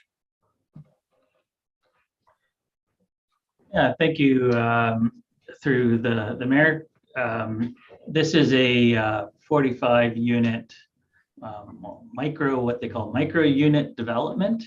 The units are all below 30 meters squared or below 300 square feet. So quite small units. The main contentious issue around this particular development is the reduction in the parking. It has quite a few variances, but a lot of the variances are related to setbacks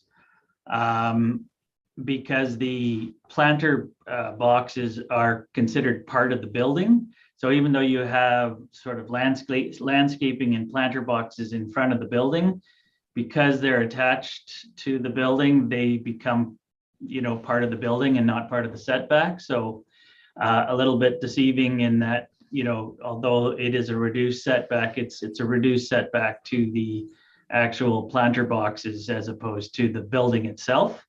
There is a variance to the height of the building. That's to allow for an elevator shaft and just a peak on a roof. So a fairly minor increase in the height. But again, the main concern, main sort of variance is the reduction in the parking that is being reduced from a required 68 spaces to 24 spaces. There was a traffic parking analysis done to try and sort of justify this reduction in the parking requirements. Things like the building's proximity to the shopping mall right next door with the Thrifties, access to public transportation and active transportation, and just the sheer size of these apartments. There would be people with lesser incomes, so it's assumed that less cars will be needed for parking. We did make up some of the car parking with a fairly good contingent of bicycle parking, and so that'll help make up for some of the lack of car parking. We did receive some feedback from the surrounding neighbors.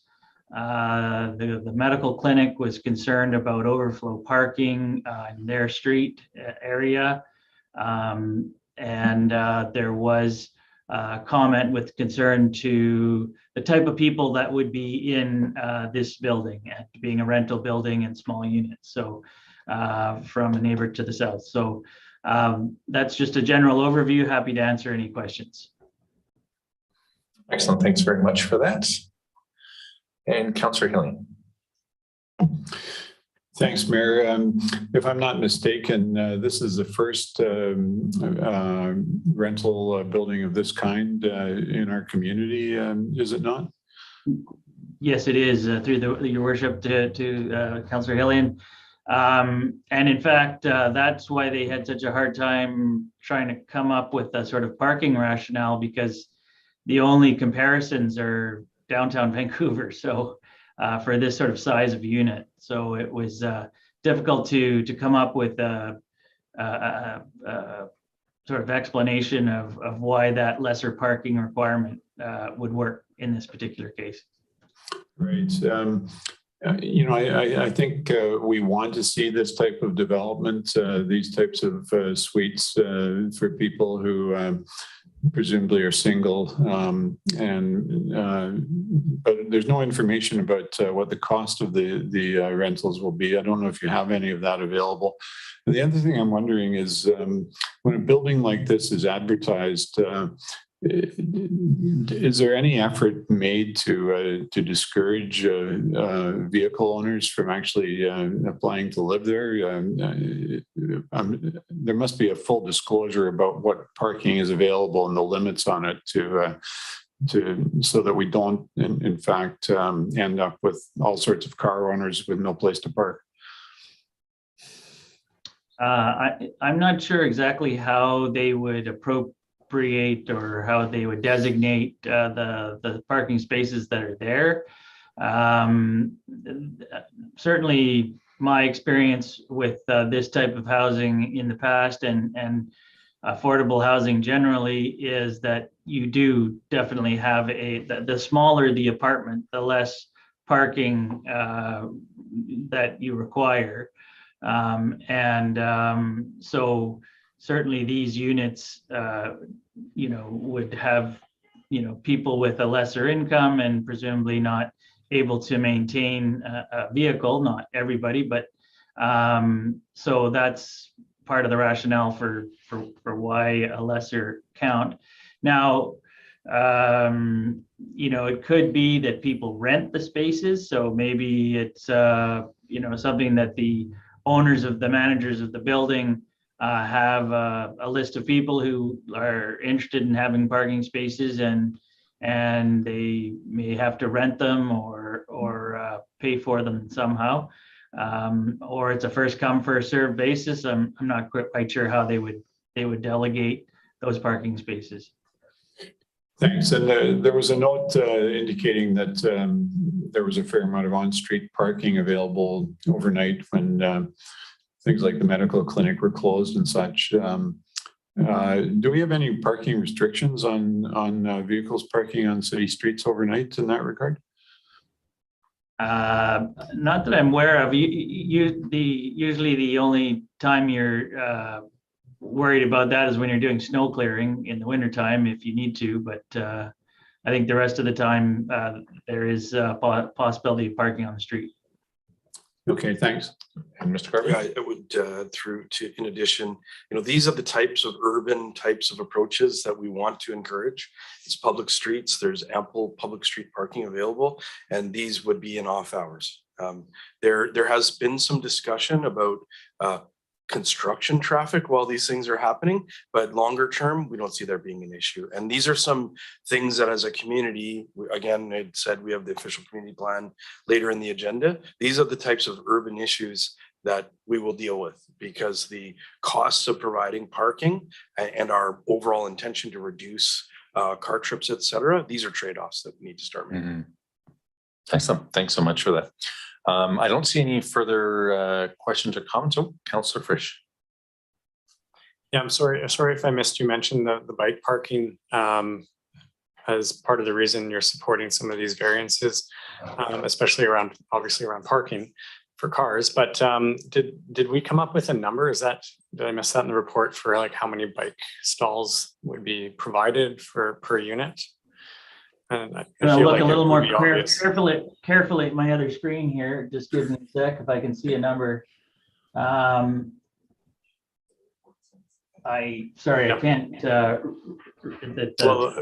Councillor Cole Hamilton counted them up, and there was one per unit.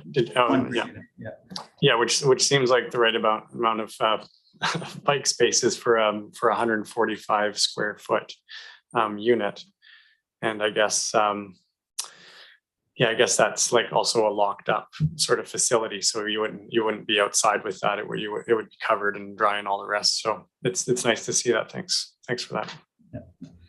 All right, and Councillor Cole Hamilton. Yeah, thanks, Mayor. And I would also, I think like the other speakers, support this going forward to a public hearing. I think that the parking issues were addressed by Councillor Hilly, and the ratio that was being used in relation to, I think was for other comparable units was 0.36 parking spots per unit. And here they're providing 0.53. So more than 50% higher than the amount of usage one might expect. And I think the proximity obviously to services and the bike parking stalls are a great benefit. I just wanted to make a note about the bike parking stalls is the width is probably about as narrow as you'd want to go. It's about 76 centimeters, and a lot of handlebars go to about 80 centimeters. And I noticed, and we'll probably talk about this later, the bike parking standards that we're about to adopt go as narrow as 60 centimeters, which may be challenging at times. But so this seems to be a very efficient use of space, which should allow almost all bikes to perhaps twist the handlebar slightly, but to fit them in terms of width. So just an observation on the size of the bike parking. Thanks. Excellent. And Councillor Hillian. And thanks, Mayor. And just to clarify, the intent is not that this goes to public hearing, but simply that notice goes out to the community and we then receive that notice. I just want to acknowledge, apart from parking, there are concerns expressed by some about street disorder in the area. And, we've certainly been aware of that in that neighborhood in relation to the alley behind Thrifty's. We've brought it to attention of bylaw and the police, and it's regrettable that these sorts of issues are coming up and creating concern for people. One of the antidotes to that, of course, is to provide accommodation so that we don't have people hanging out in our alleys and not having places to go. And we, I think, have to be vigilant with any part of our community that where perhaps we have crime, drug use, those sorts of issues that detract from the enjoyment that people have of their homes. But nonetheless, the reality is that we do need accommodations like this, and certainly willing to hear what people have to say going forward. But I think this is the type of development that we do need in the community. Thanks.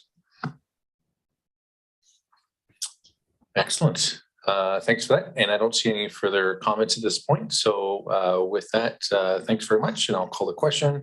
All those in favor? Any opposed? That passes unanimously. And now we're going to get into our management reports. So if somebody would like to, I mean, we can receive all the reports at once if you'd like, or Mr. Garvin.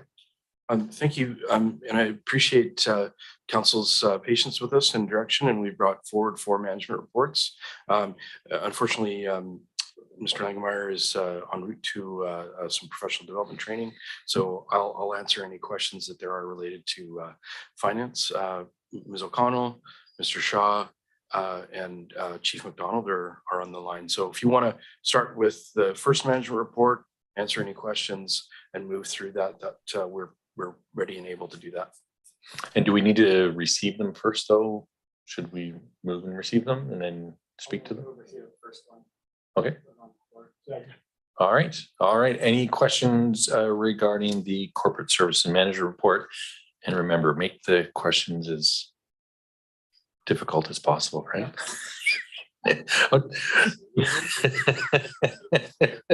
We waited a long time, so we got to make sure we, sorry, no, it's much appreciated. Councillor Hillian. Thanks, Mayor. It was my understanding that at some point we would be getting a comprehensive report related to bylaw enforcement activities, and I'm just wondering when that might be coming forward. Thanks. And Ms. O'Connell. Thanks, Councillor Hillian. So we were aiming for the 30th, but unfortunately I got pulled onto something else and our manager bylaw was off on holiday, but we will be getting it to you before the end of June for sure. You can expect a lot of information in that report, lots of before and after photos and some really good updates on the progress we've been making in the community. Excellent. Thanks so much, Ms. O'Connell, for that. And any further questions? Seeing none, all those in favor of the corporate services, anybody opposed? That passes. And then we have the finance management report. All right, it's on the floor. Anybody have any questions regarding the finance management report? I don't see any. I know I have taught, Mr. Garvin. Thank you. Just in speaking with Mr. Langemeyer, just in the manager report under strategic priorities, I just want to highlight the Finance Select Committee. And so there's a number of items that we'll be bringing forward to discuss at the Finance Select Committee, including, and they're listed in through here, our investment decarbonization and various items there. So as well as the development of policy related to our gas tax funds and gaming revenues, et cetera. So I know that was an important subcommittee of council, and with Mr. Langemeyer, we'll reinvigorate that. That's fantastic. I thought I had a very difficult question, but you answered it without me even asking. So I do appreciate that. And with that, Councillor Frisch. Thanks, Mayor. I just had a quick question about the work we're doing with the Community Foundation to work on our grant and aid program. And we've seen it happen in the past. And I'm just wondering when we might expect that to come back to council, if that's underway or if it still needs to be renegotiated or whatnot with the Community Foundation. Through the mayor to council, you may recall during our financial plan deliberations, right now the gaming revenues are still a little bit in flux, and so we are not at this point in a position to offer the community grant funding at this point. If the revenues grow, hopefully with the lack of health restrictions, we may be able to visit that later in the year. That's the update that we have right now. Okay. I would say also in speaking with Mr. Langemeyer, reviewing our community granting program and its delivery is something that we're going to be looking at, because as it currently was structured, it was delivered in-house. There wasn't a lot of criteria. Then there was the proposal to farm it out to the Community Foundation, again, without a lot of kind of rigor around the actual monies themselves and priorities. So I think there's some work to do there, and that likely would be with the next council. Okay, fair enough. Thanks. Thanks, Councillor Frisch. Excellent question. I don't see any further questions for the finance management report. And again, really excited to see the Finance Select Committee getting a list of to-dos to move forward. All those in favor? Any opposed? That's unanimous. And then we have the Fire Department Management Report. All right, it's on the table. Are there any questions or comments? And Mr. Garbutt had the opportunity, so maybe Mr. McDonald, if you'd like to maybe speak to any important things in that report that you want to highlight or not. Totally up to you. Not much to update. Aerial ladder truck is moving along nicely. So far, we haven't had any supply chain issues, but everything appears to be going according to schedule. Recruit class is going on time for an August completion. And we've been picking away at developing some mental resiliency in our firefighters through the Resilient Minds program and having some speakers coming in to talk about developing some strategies for dealing with stressful calls. Excellent. Thanks so much for that. And again, great report. Really appreciate it. It doesn't look like it's generated any questions. So all those in favor?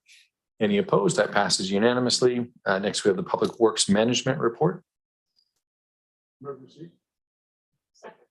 All right, that's been moved and seconded. And our Councillor Hillian. Thanks, Mayor. Two questions. Number one, I'm just wondering if we could get an update on the Dingwall steps and some of the related work that's going on at the top of the hill there related to trees and pathways. That's the first question. And the second one is that it seems like every week we get another request from citizens in the community for crosswalks or traffic calming of some sort at different intersections around the community. And I'm just wondering where Public Works rates those processes in relation to the rest of its work plan. And Mr. Garbutt's going to jump in here real quick for you. Thank you. Through the mayor to Councillor Hillian. Mr. Shaw and I actually did a couple of site visits regarding pedestrian controlled crosswalks. So he's going to bring forward an update to council on a number of those initiatives. That won't be likely will be in the later June cycle, just to keep council informed on, I think there's 5 to 6 of those that are underway, and then council will understand just some of the work program items on that. Appreciate that. Thanks. Excellent. Thanks, Councillor Hillian. And questions of prioritization and stuff. Mr. Shaw, did you want to add anything? Yeah, thank you for that. Through the CAO to Mayor and Council, thank you for the question, Councillor Hillian. Dingwall steps are currently in flow in terms of a redesign. We're working collaboratively with our design proponent to update that design for submission this spring for grant application. So that's well underway. And then, like as Mr. Garbutt stated with the crosswalks, so we've looked at a number of crosswalks that have seen a high level of consideration or request by the public, and we'll be putting together a brief report for council's consideration and update it to where those rank, why they prioritize over others, and what works will proceed in the 2022 fiscal.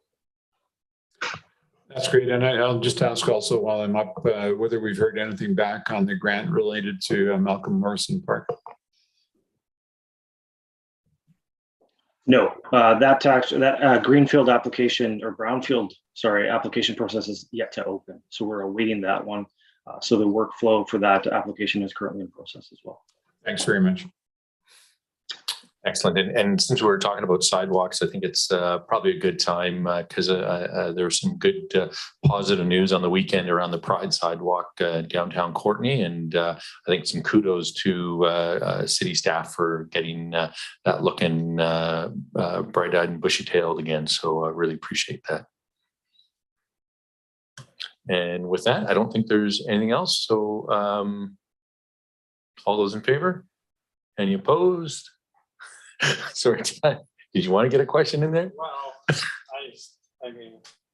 I noticed it's not on the management report, and it's the 17th Street work that's being done right now. So I don't know if that's like 90% or 99%, but I guess it's just worth highlighting that it's underway and that's what's going on that street. I wonder if people aren't paying attention to all the different infrastructure that we're building. This is nice to have this management report, but if they're not paying attention, they're going to wonder, they're going to see some new stuff going on there with sidewalks and bump outs and crosswalks. So that looks like it should be done this summer, I guess. Thanks for the update. Sure, if I may, I can speak to that.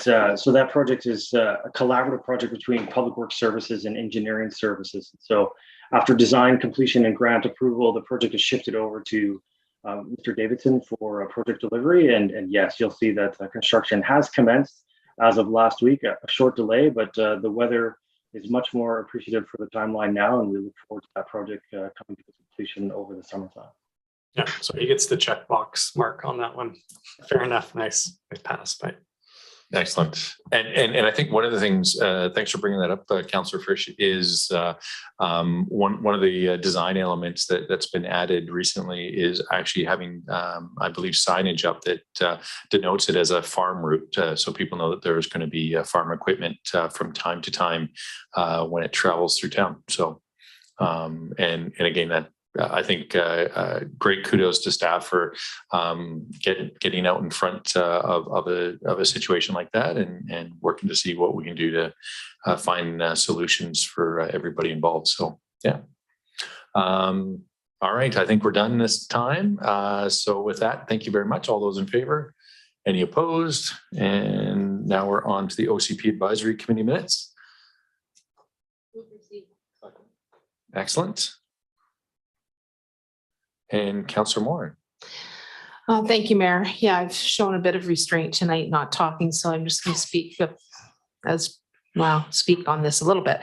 I know we're talking about the OCP in more detail later, but I found it really great going through these advisory committee minutes. I know we've had updates throughout, but I really appreciated hearing a lot of the comments and the work of this advisory committee.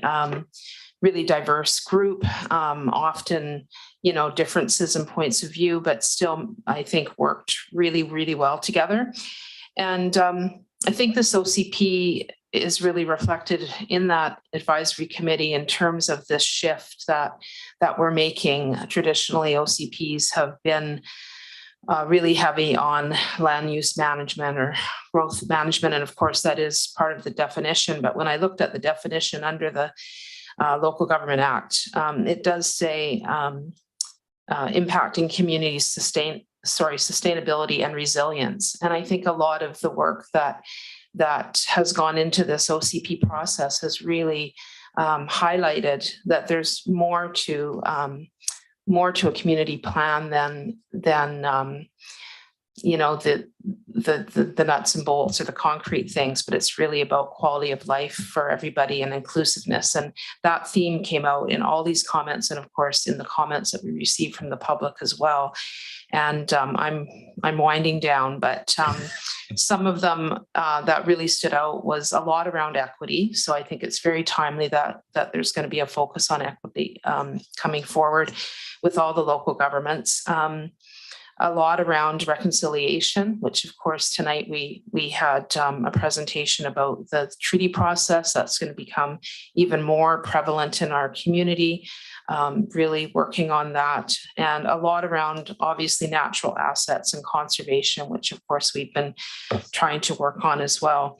And the transition to being a bigger center. So I just, there was one quote that stood out from one of the advisory committee minutes. At the heart, the OCP should be about community well-being. Historically, we've over-reflected development interest and look at an equity lens, incorporating more voices and interests. So I just wanted to highlight that and show appreciation for the advisory committee and all their hard work. And I appreciated reading their comments and reflections, and know it was probably agonizing at times in discussion, but I just wanted to say thank you and to bring up that this community plan, I'm really excited about it and how it's reflecting, I think, what most of us want in a community, which is about, we care about our garbage being picked up and all those things, but I think we care about the people in our neighborhoods and in our community and our natural surroundings. Thanks. Thanks, Councillor Moore. And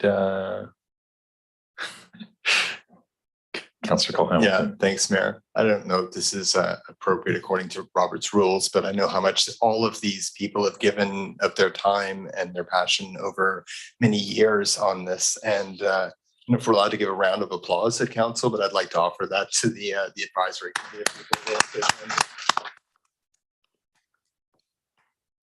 Thank you so much. Thank you for that, Councillor Cole Hamilton. And I did have the pleasure of being on that advisory committee meetings and was always pleased at how people spent the vast majority of the time working on the things that we could agree on, but having good discussion, good robust discussion on the things that maybe there wasn't that much agreement on. But there was, from my perspective, there was much respect and professionalism that basically made the process, from my perspective, amazing. So really happy with where things are at this point. Councillor Hillian.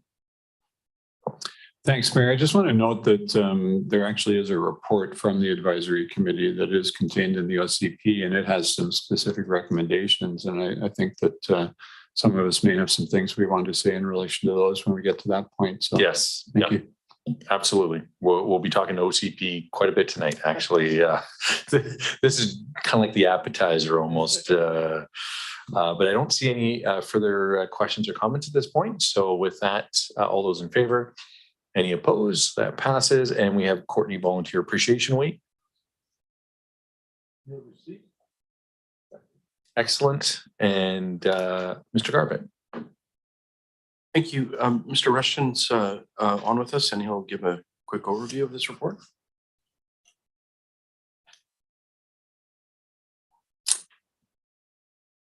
Is still there? Okay, he might have. I'm sorry. He might have a connection challenge here. I'm happy to introduce this.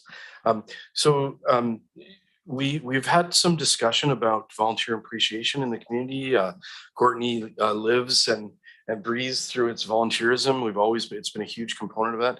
Following some direction from council as it relates to recognition for our volunteers, we have come forward with a proposal to revisit that approach in accordance with council direction, and we'll be hosting events during the Volunteer Appreciation Week, the staff report gives an overview of a series of events that we held in and around National Volunteer Appreciation Week, and we felt this was important to bring this forward as a briefing note to council, just to remind them of all the great things that are happening inside the community. There's a real expectation as we move forward that the City of Courtenay Volunteer Appreciation Week will develop and grow into a more all-inclusive post-pandemic recognition week of events to continue to promote, recognize, support, and celebrate those who volunteer and serve our community in so many ways. Excellent. Thanks for that. And Councillor Hillian. Yeah, Mr. Hillian is my dad. He couldn't make it tonight. I caught myself a little too late there. Thanks very much for the report and the efforts of staff to acknowledge our many volunteers. I'm not sure whether the traditional dinner that I know many people looked forward to is going to come back in the future, but presumably we'll hear more about that in due course. I also think that we probably need to do an inventory of who our volunteers are, because over the years we've had things like an agricultural committee that never formally met. So I think there might be some dusting off that we need to do in relation to that, and how we acknowledge and who we acknowledge. But I also wanted to acknowledge that the Mile of Flowers plant-in is happening tomorrow night, which is a huge volunteer effort for our citizens. And unfortunately, the regional district has scheduled a meeting that conflicts with it that will probably prevent me from being able to go and plant as usual. But I certainly hope that some members of council are able to make it out and join in with our citizens in an event that I think we're all grateful to have back. Thanks very much. Thanks so much, Councillor Hillian, and I have talked with Erica today to sort of organize something. So I'll be going there tomorrow at 5 o'clock and actually walking the mile, so to speak, to thank as many people as I can. And I think it's certainly appropriate to mention that particular event, which is probably one of the biggest volunteer events that's directly for the city of Courtenay. And there's many events that may have more volunteers and have different kinds of impacts, but this one really is, welcoming people to the entrance of our city, and it's been sorely missed over the past 2 years. So I'm sure it's going to be very well attended tomorrow. And so if you don't have a meeting, invite everybody down. Anybody can come and volunteer, and obviously council members of council are welcome to come as well. All right. That being said, all those in favor? Any opposed? That passes unanimously. And we're into council reports, starting with Councillor Cole-Hamilton. I'll get there yet. Yeah, there we go. Thank you, Mayor. Just really briefly, because I know we've got a lot to do today, but yesterday was the second community listening event, which is held with Philberg, and Councillor Moore and I were both there, and along with a lot of other folks. And it was a beautiful warm day, and a lot of great speeches, ideas being shared, and just the opportunity to see folks you haven't seen probably in about 2 years. So it's nice to see all of us coming out of kind of hibernation, so to speak, and getting a chance to get back together as COVID starts to wane. So it was a pleasure to be there and a pleasure to be seeing friends again. Thank you. Thanks very much, Councillor Cole-Hamilton and Councillor Frisch. Councillor Hillian, Councillor Collins not even here. Councillor Morin, Councillor Theos. Yes, thanks, Mayor. I attended a couple events on your behalf as acting mayor, and I, along with Councillor Hillian, who may say a few words about the event, attended James Francis Stocky Edwards, his service held just recently, and it was an incredible service of just just honoring someone that has given so much to the country. And one of the things that that stood out was he was quite a humble person, and from all the people that knew him very well were saying how you'd never know that he has achieved as much as he did as in terms of heroism in his life, because he was just so humble. But the virtues that were said that Stocky carried and cared about the most were courage and humility. And I think that says a lot about when somebody has courage and humility, they walk tall without without wanting to be noticed. But those are two of the virtues that I think make our country a wonderful place to live in, with people such as Stocky. And the second event was the Victoria Day parade in Cumberland, and I was saying to the mayor earlier how I was representing the city of Courtenay there, and the attendance was phenomenal. It was like thousands of people lined up on the streets, and everybody was so grateful to be out and amongst each other in crowds, and the amount of children that were out there. It was impressive to see that after a few years of not having parades such as this, to not only see a parade, but to have it so well attended and such enthusiasm. So Cumberland, a lot of credit goes to them for doing such an amazing job and leaving everybody with a wonderful experience on Victoria Day. It was really, I was grateful to be there. So thank you, Mayor, for allowing me to be there on your behalf. Thank you. Yeah, no, thank you for doing that. I think you may have attended. Did you have a meeting with Mr.? No, I wasn't able to make that. So Right. Yeah. Sorry. No, but very much appreciated. Yeah, I did unfortunately have a household of COVID, so took the time off to look after the family and one of the things about Stocky, just to make sure everybody is aware of. From the city's perspective, is he has a freedom of the city as well. So that's another honor that he has that the city bestowed upon him.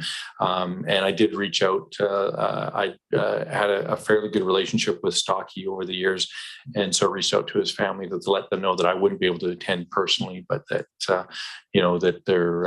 that their loss is certainly felt by the entire city. So thank you very much for representing me. And going back a couple of things that I did a few weeks ago. I was in Victoria for the BC Achievement Awards for Wayne White, who's a local environmentalist that does work with Fish and Game, the Solom River Restoration Society. And I mean, the list actually just goes on. And it was an amazing event. Jack Menard, who local environmentalist here, was at that event, and many others.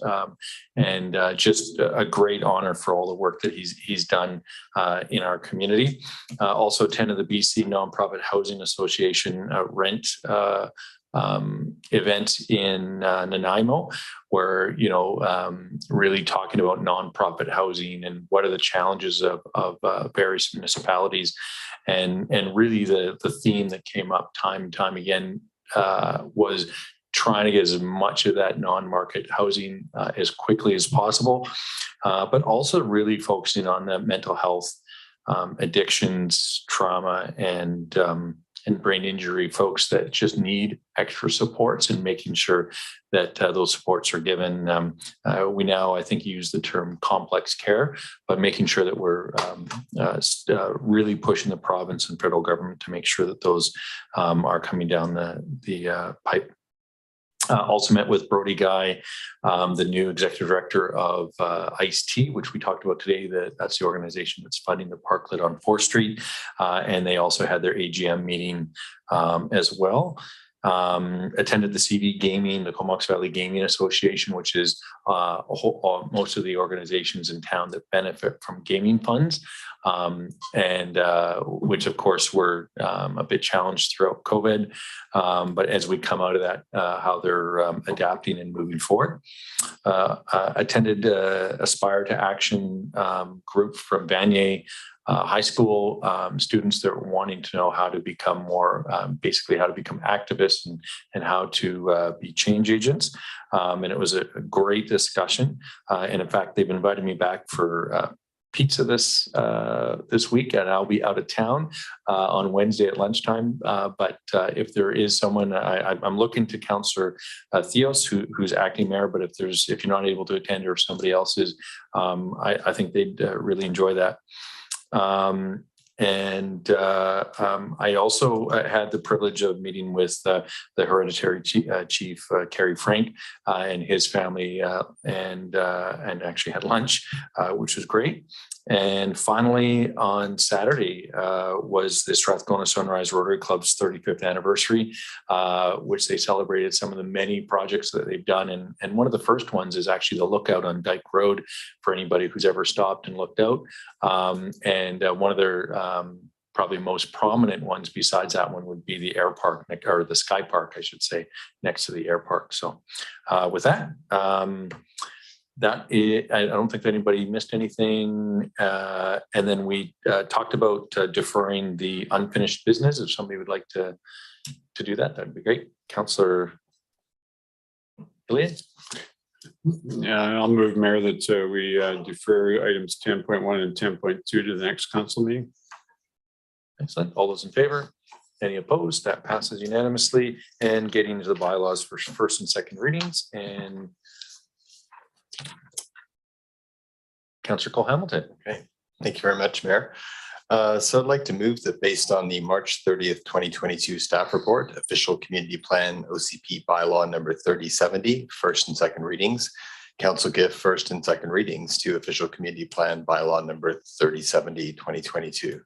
The council has considered the proposed official community plan bylaw number 3070, 2022 in conjunction with the City of Courtenay 2022 to 2026 5-year financial plan and the Comox Strathcona 2012 solid waste management plan, and finds no significant conflicts.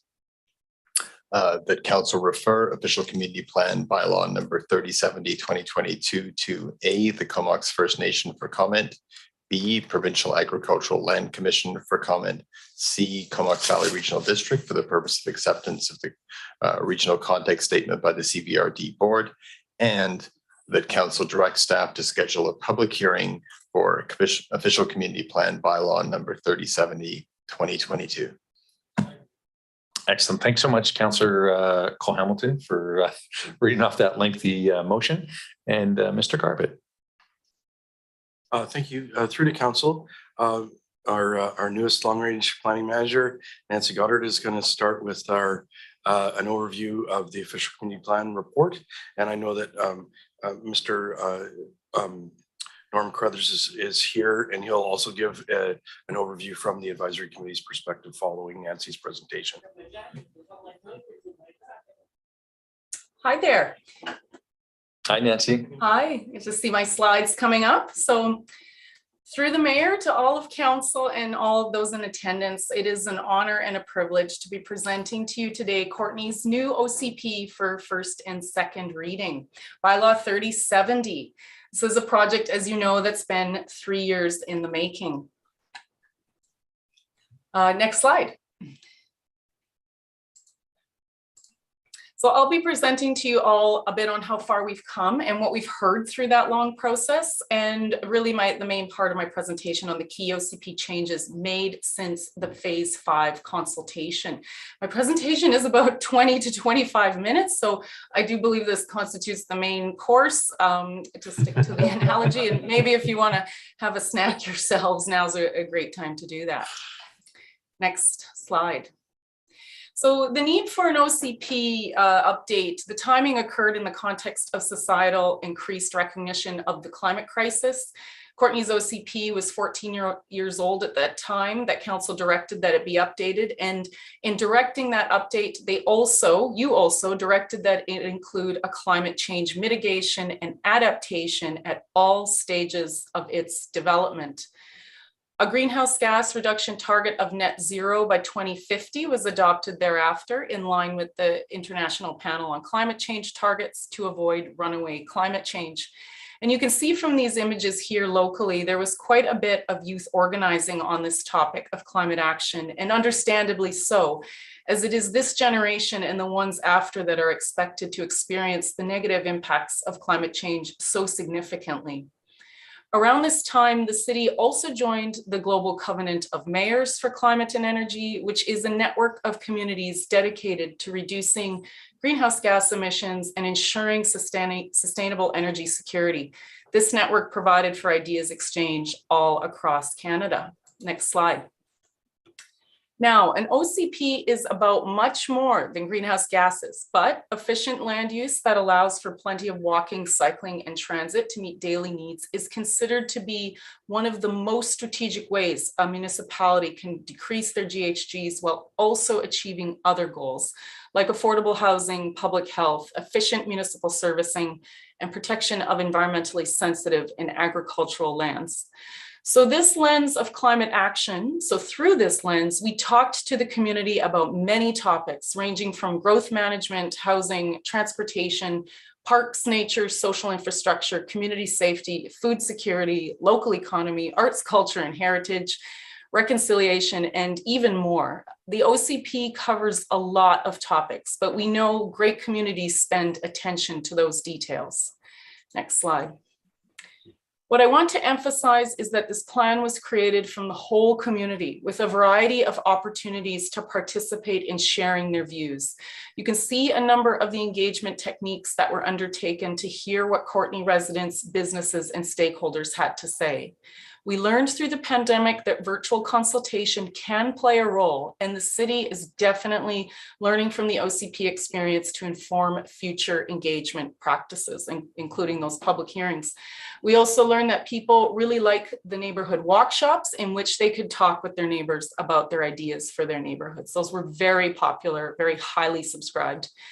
There are a few key themes that emerged early in the process, and they were voiced every step of the way. And those are reconciliation is very important, social equity is very important, wide range of housing choices are needed, land use planning should promote compact growth, natural assets are widely cherished, transportation planning and urban form should focus on people, walking, cycling, and transit. People, places, gathering spaces, and sense of community are important. Tackling climate change involves many concurrent strategies and delivers many co-benefits. Integrated approaches are needed to be effective in community actions on these wide variety of topics. And there is a strong desire for ongoing community dialogue and stakeholder collaboration, which is very good to know because creating the plan is actually the easiest part. So it's the implementation. We're going to need all those people working with us. So we documented our work every step of the way, and one can access that information on the dedicated project webpage, which will remain post-adoption of the OCP. There are many background studies and community engagement summaries that provide a richness of detail to the policies that are presented in the plan itself. Next slide, please. So we can go again. Next slide. Thank you.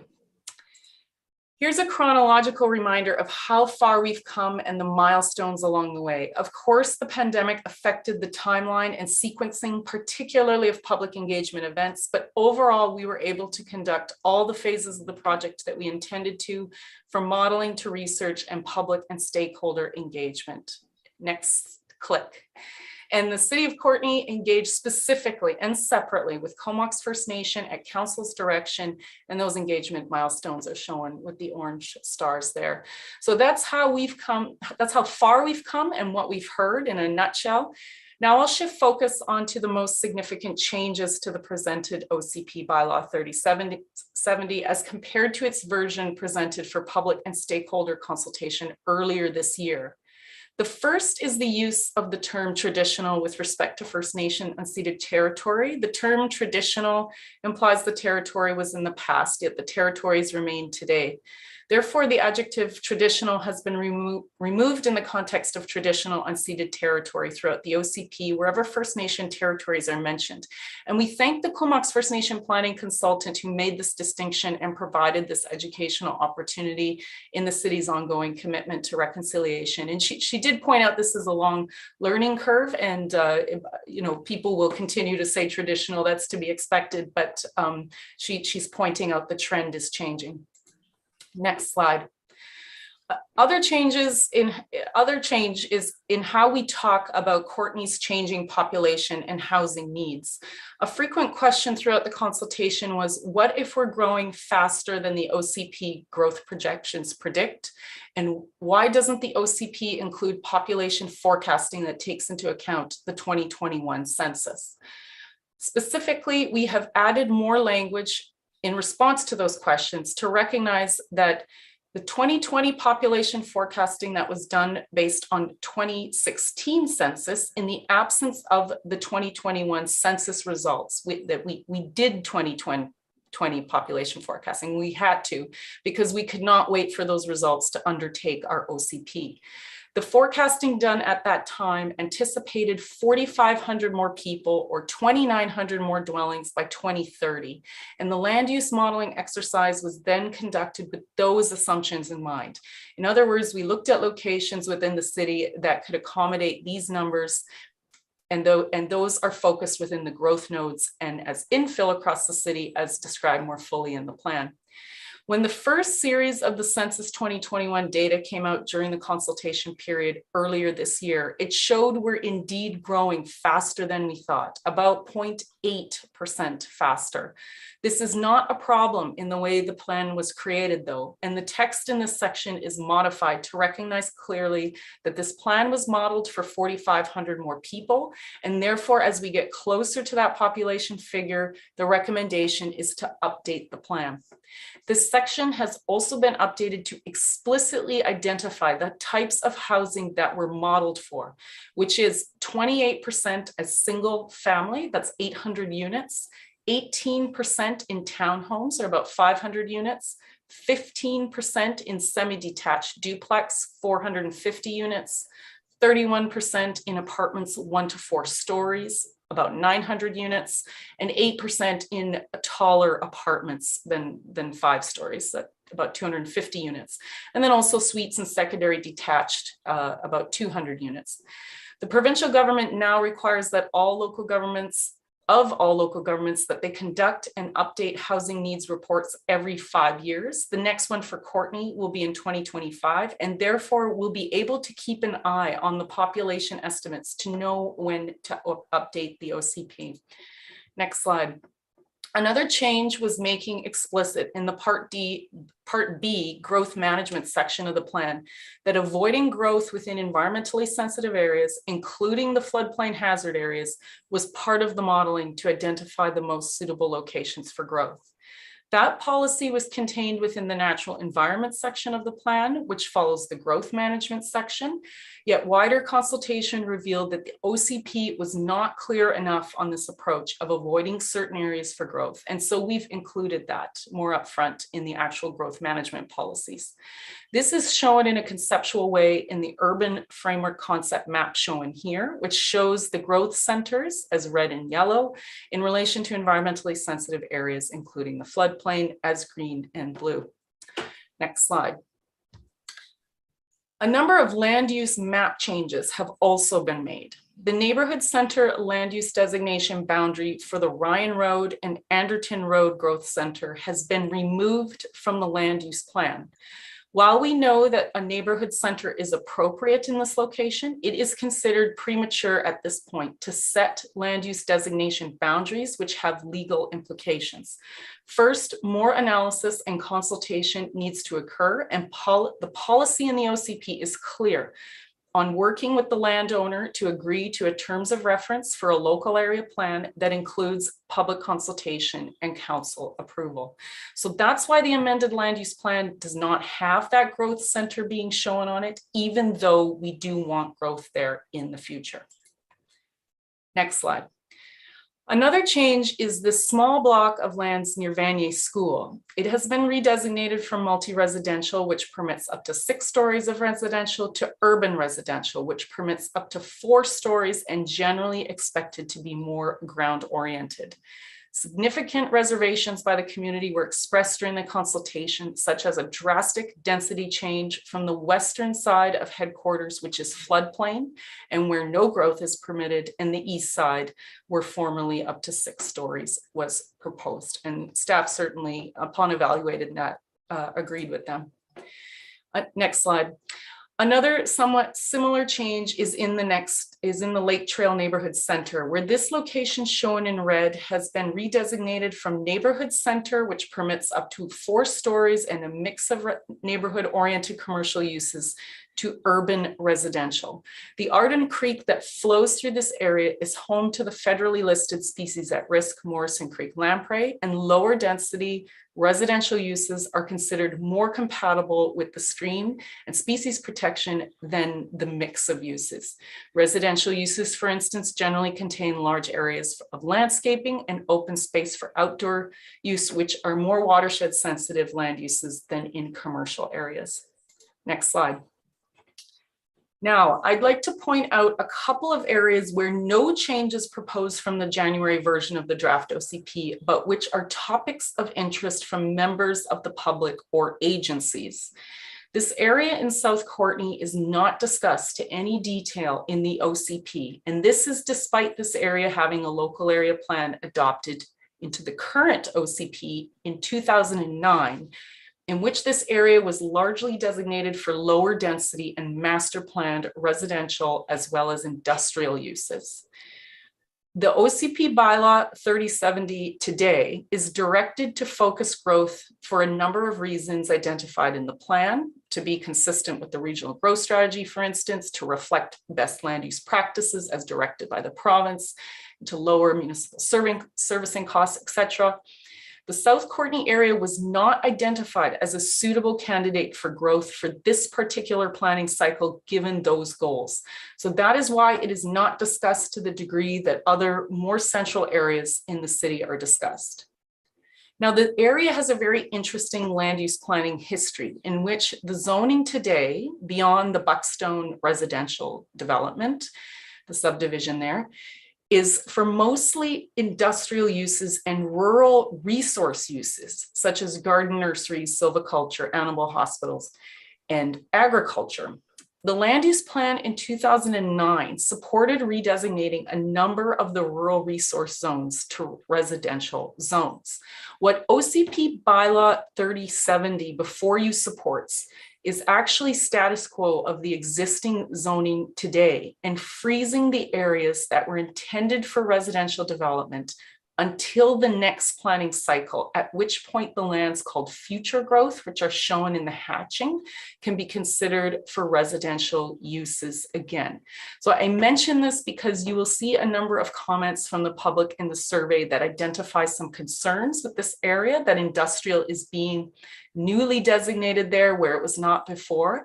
However, the reality is that this OCP more or less maintains more along the lines of a status quo situation as today. Next slide. Another area where no land use change is proposed from the January version of the draft OCP, but is of interest to the Ministry of Agricultural Foods and Fisheries and the Agricultural Land Commission, is the area known as Block 71, shown in the red. These senior government agencies have expressed concern that future growth, shown in hatching on the image on the right, is designated in an area where agricultural land reserve lands are shown, which is shown with the dots. And the city's OCP policies are also clear that ALR exclusions are not supported as a matter of principle. So this can seem a contradiction.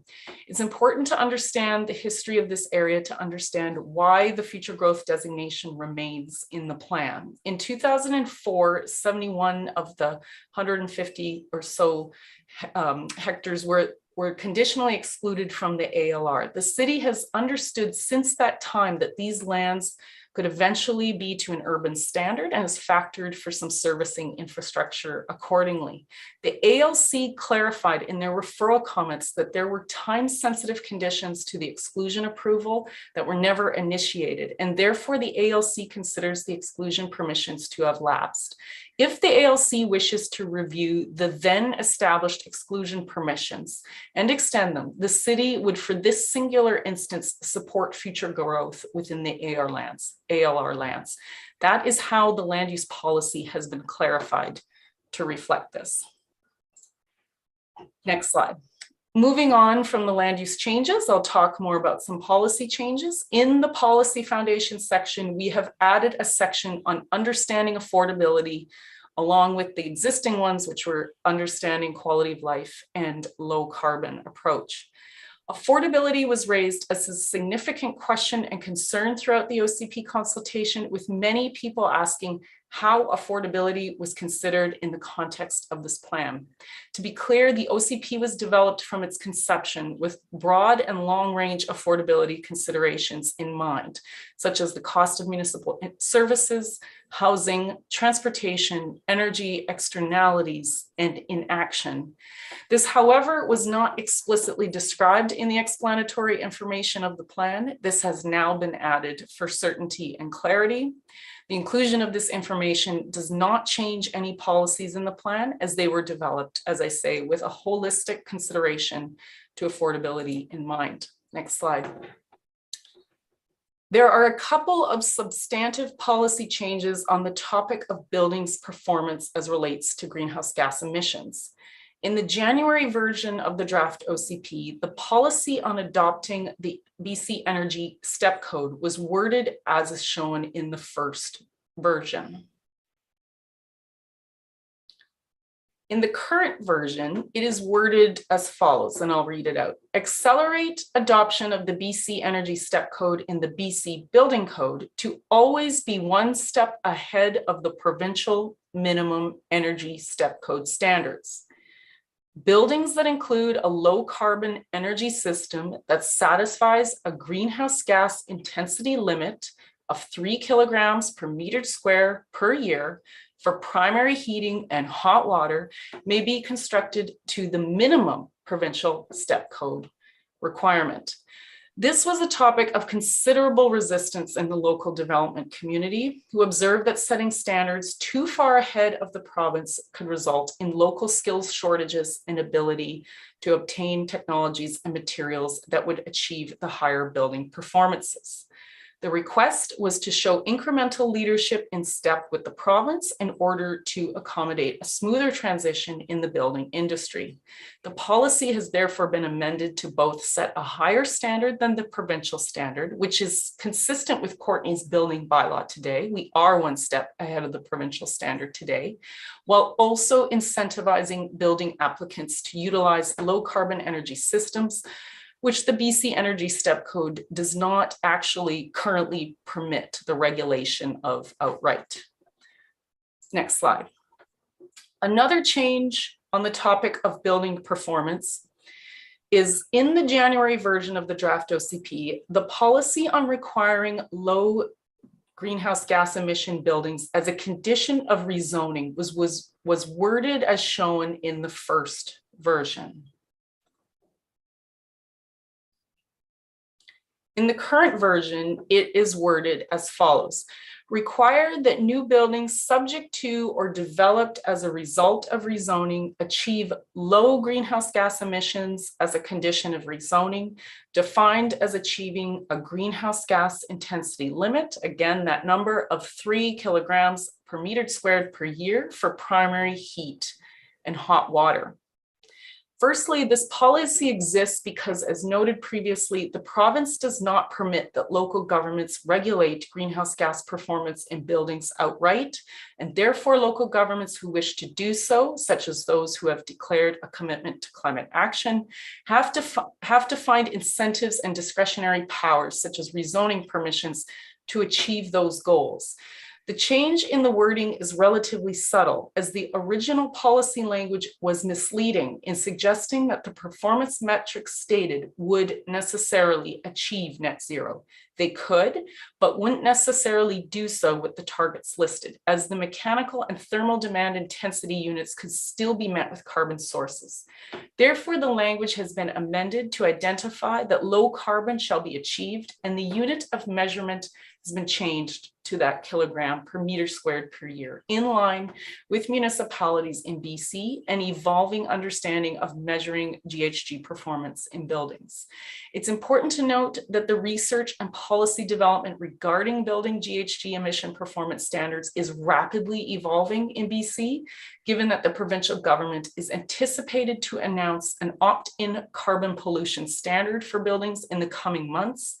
This would provide steps of GHG intensity targets and a regulatory framework to regulate GHGs within buildings, similar to the BC Energy Step Code steps for energy efficiency performance. Consultation on anticipated provincial enabling legislation indicates that the city's proposed OCP policy would align well with the provincial carbon pollution standard framework. Next slide. Regarding the practical applications of a 3 kilogram per meter square per year intensity limit, it's important to note that the intensity limit applies to primary heating and hot water energy sources and not appliances or industrial processing applications. Therefore, to meet the target, a building's space heating would be electric, but natural gas cooking appliances could still be permitted. Commercial applications that use natural gas cooking appliances like restaurants, as well as commercial or industrial applications like glass blowing, would not be measured as part of the GHG intensity limit of the building's performance, and therefore they would also be permitted activities. This table is from this document shown here, which provides for quite detailed analysis of what different carbon pollution standards would have in a practical sense. The province has yet to officially release their carbon pollution standard, so we can't say this for certain, but tiered targets of between 1 and 6 kilograms of CO2 equivalent per meter square per year are expected to be the targets they will be adopting, or at least the range. And Courtenay's policy would put us in the middle of that range. Next slide. A couple of policies on waste management have also been changed to provide more specificity after consulting with Comox Strathcona Waste Management Services, of which the city is a member. We've added one encouraging the adaptive reuse of buildings and building materials through permitting and planning processes to help reduce construction waste generation. The OCP also now recognizes in the buildings and landscape chapter that at the end of their life, buildings can generate a lot of waste if materials are not disassembled, repurposed, or otherwise diverted from the landfill wherever possible. The Regional Waste Management Service estimates that demolition waste accounts for 25% of the total landfill waste stream. Therefore, reducing the amount of construction and demolition waste is key to extending the life of the landfill and achieving GHG emission targets associated with waste management. This is a particular consideration for Courtenay because redevelopment of existing properties will be an important part of accommodating Courtenay's growth. Policies and specific regulatory tools may be further explored in the upcoming update to the Comox Strathcona Waste Management Plan, which is expected to start later next year or this year or next. Additionally, more specific language has been added on the city's support for a number of waste management policy tools that are listed here, such as education, neighborhood, building, and residential unit diversion facilities. And what I mean by that is even as simple as just making sure there's enough space below your sink for a compost bin, for instance. Materials bans from the landfill, supporting the extended producer responsibility approach, obtaining accurate data of waste streams for monitoring, education, and planning, and also demonstrating municipal leadership. And a lot of this will have to be done regionally and with regional partners, but this shows the city's policy goals when engaging with those partners. The final substantive change I'll draw your attention to is the addition of the Parks, Recreation, Cultural, and Seniors Facilities Amenity Monetary Contribution Policy, very long term. The existing 2005 OCP sets a target of negotiating a value in cash or amenity equivalent of the amounts shown in the green box on the right. Sorry, next slide. Oh. So there's that green box. Yeah, there we go. So I'll just say that again, the existing 2005 OCP sets a target of negotiating a value in cash or amenity equivalent of the amounts shown in the green box on the right. The January draft version of the OCP did not contain this negotiation target for this reserve fund, and instead quite narrowly focused on affordable housing as the key amenity to negotiate when council is considering a rezoning. However, it's clear from consultation that parks, recreation, cultural, and seniors facilities are critical to livability of the community. Further, recent rezoning projects have indicated market viability to contribute to both amenity reserve funds or their in-kind equivalent. Hence, staff feel this is a reasonable addition. And I realize I should have told you click, so just click. Now, so these are the figures that are in the current OCP before you for the affordable housing amenity reserve fund. So these would be target negotiation amounts per unit, and then on the top of that would be $1,000 per unit into the parks, recreation, cultural, seniors facility, and that is applied to net increase in density, which the policy is very clear on from the existing zoning, whatever that zoning may be. Now, next slide. This concludes my presentation of the staff report and significant changes of the OCP. There are a number of smaller changes, a little over 100 of such changes that are inventoried in the staff report in attachment 3, and they include a rationale for that change. So people who've been participating in the OCP process all along, or even since the last phase of consultation, may be particularly interested in seeing what has changed as shown in that document. Next slide. All right, now I must take a moment to acknowledge specific contributions to the development of the OCP. There have been so many who have contributed in so many incalculable ways. I apologize in advance if I'm forgetting anyone, and I'm sure I am. I'll start by acknowledging the consultants retained for various tasks in the OCP development: Dialogue Design, Sustainable Solutions Group, Macola Development Services, Liquor Geospatial Consulting, Colliers International, and GP Rollo and Associates. A special thank you to our former Director of Development Services, Ian Buck, for stewarding the OCP project until last fall. I name only the former contributing staff members specifically. I thank more generally all the staff from all the departments who continue to provide support to the OCP development. And we thank last, but by no means least, the OCP Advisory Committee, who applied to be on the committee back in 2019 and were appointed by Council to walk with staff and consultants every step of the way of this project to ensure that a broad range of community views are being represented. The Advisory Committee Chair, Norm Carruthers, will present to you now the committee's report and recommendations on the OCP. And Norm, I say a special thank you to you and Betty Donaldson in providing that chairing leadership to this dynamic and very energetic group. So I present to you Norm Carruthers for the next component. Excellent. Thanks very much, Nancy. I really appreciate that. And Norm, you're on. Thank you. And it's nice that the public and council can see the professionalism of your staff in terms of doing these presentations on complex issues. We had the pleasure of receiving that through the process. So my compliments to Nancy and the people who worked with her to prepare this presentation. It is something that should go up on the website. So I'm old school, so thank you for giving me the opportunity to sit in front of you. I'm not nearly as nervous as I am if I'm trying to face a Zoom camera and cope with this. Back in 2019, you established an advisory committee to help you contribute to the OCP process through this variety of ways, reviewing and providing advice on whatever topic we could think of, participate in consultation activities, and provide guidance on the process, help identify and connect with key stakeholders, help inform the community about the OCP process and encourage participation. And I think both individually and collectively. You can tell when I get proud, I get choked up a little bit, but I am really proud of what the committee was able to achieve individually and collectively on all of those dimensions. The membership, if we could just go to the next slide. This was a longer process than we signed up for originally.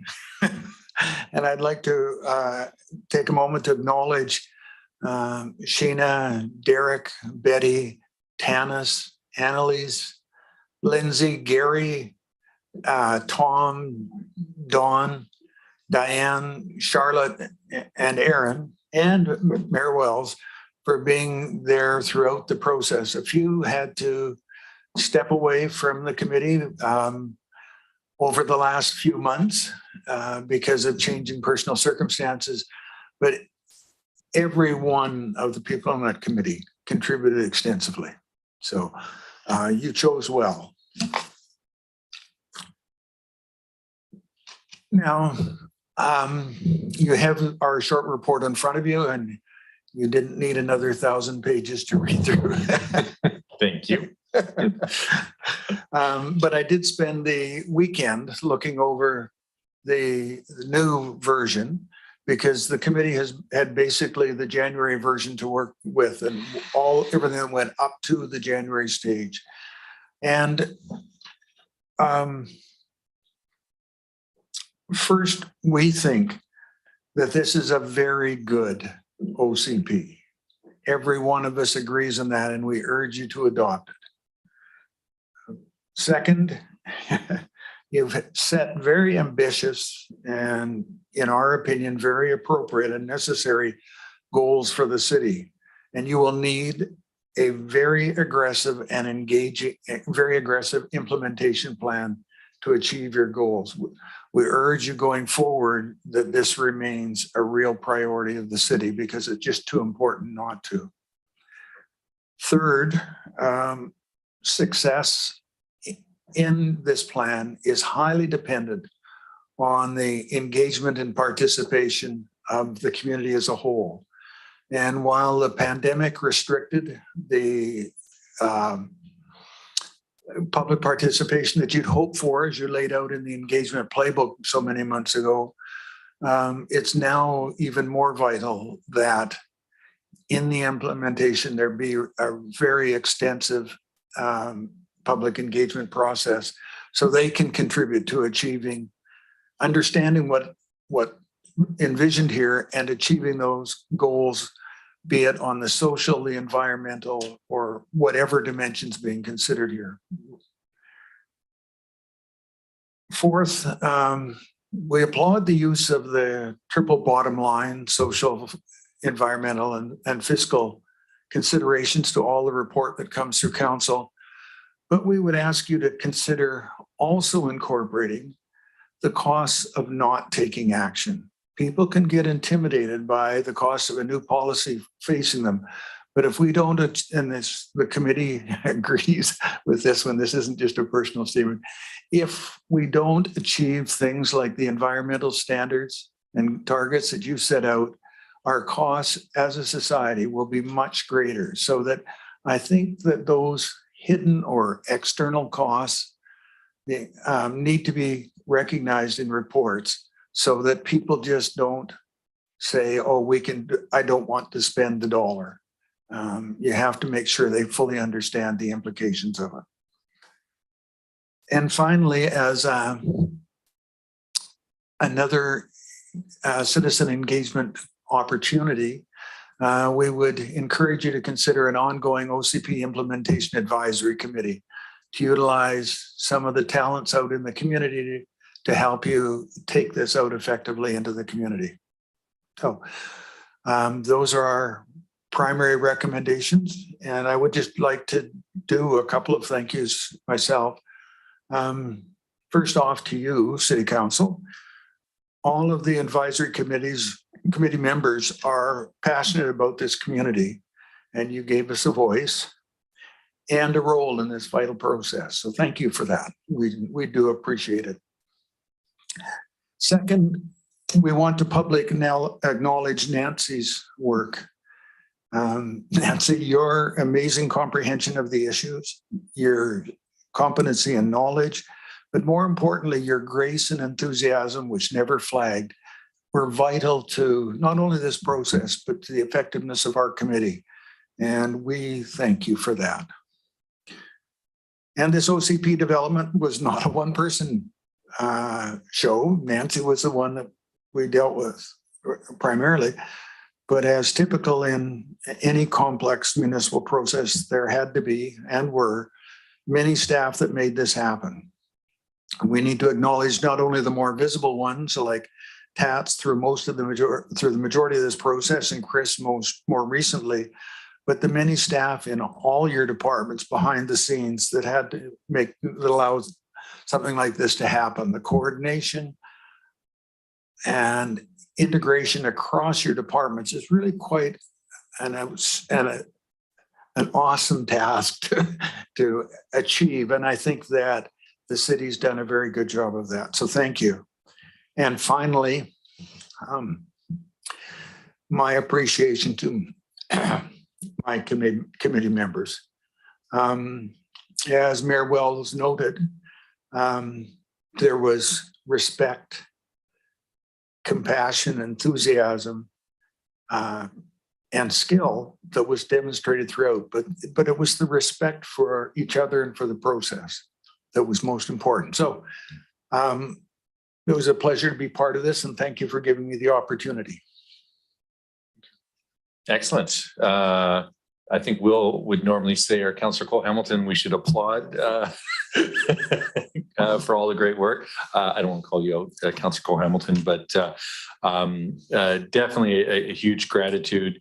A project that was supposed to be, I believe, less than a year and a half, and with the assistance of COVID, certainly extended that to I think about 3 years. So that expectation of the members and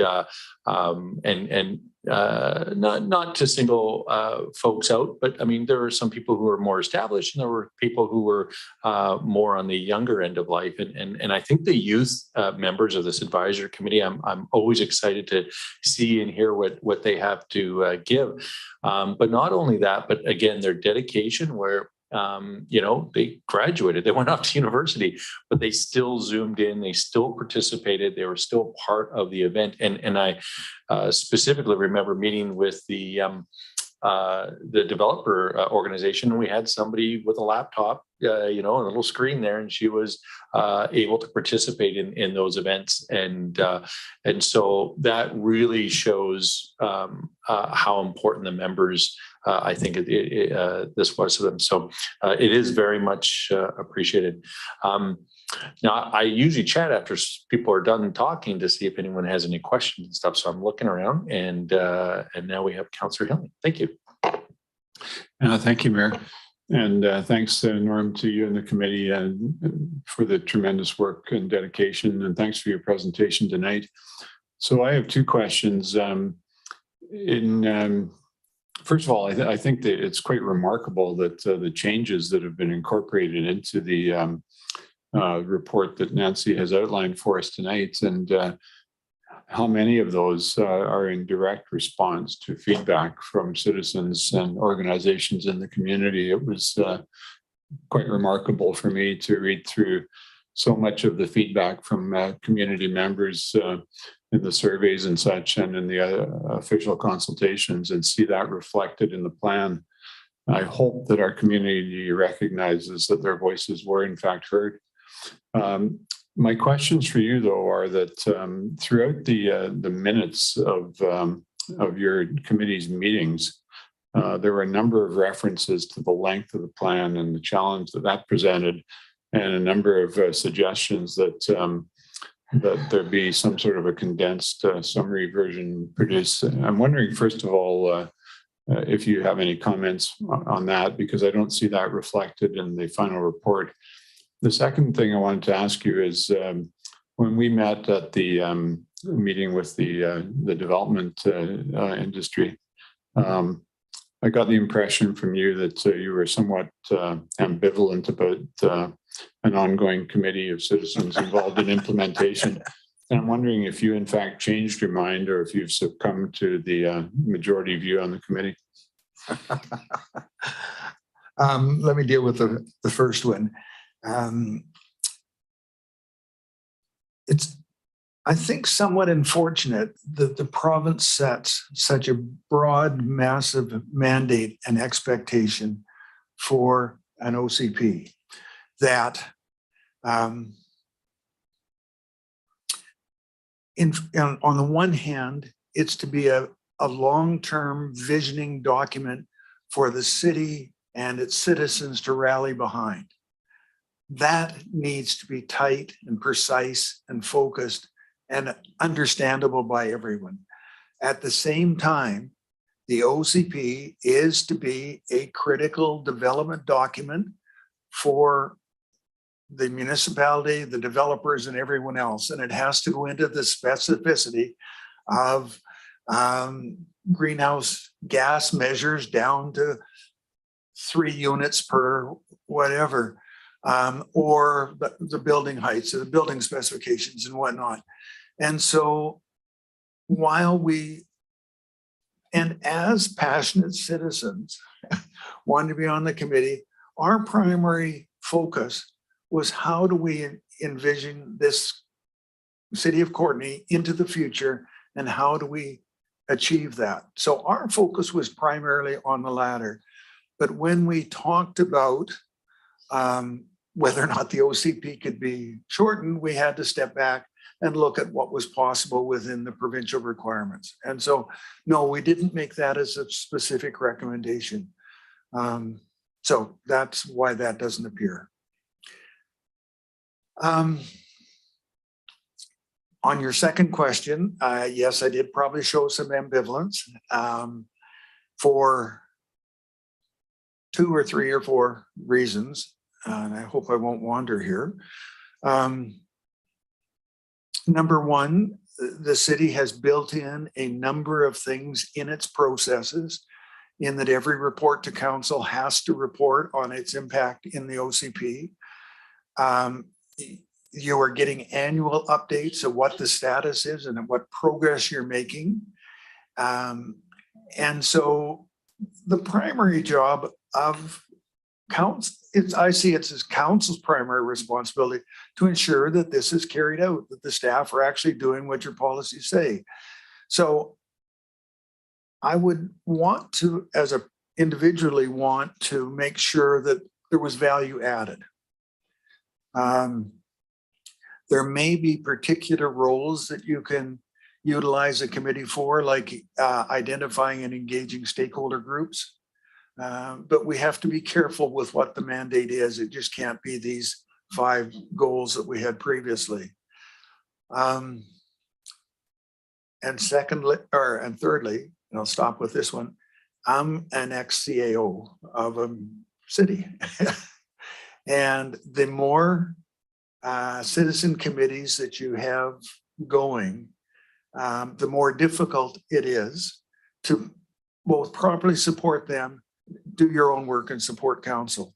And so to me, I would want, before I would say, yes, we should do it, personally, I would want to see a very clear set of terms of reference so that we can see that the citizens who volunteer can provide real value to the process.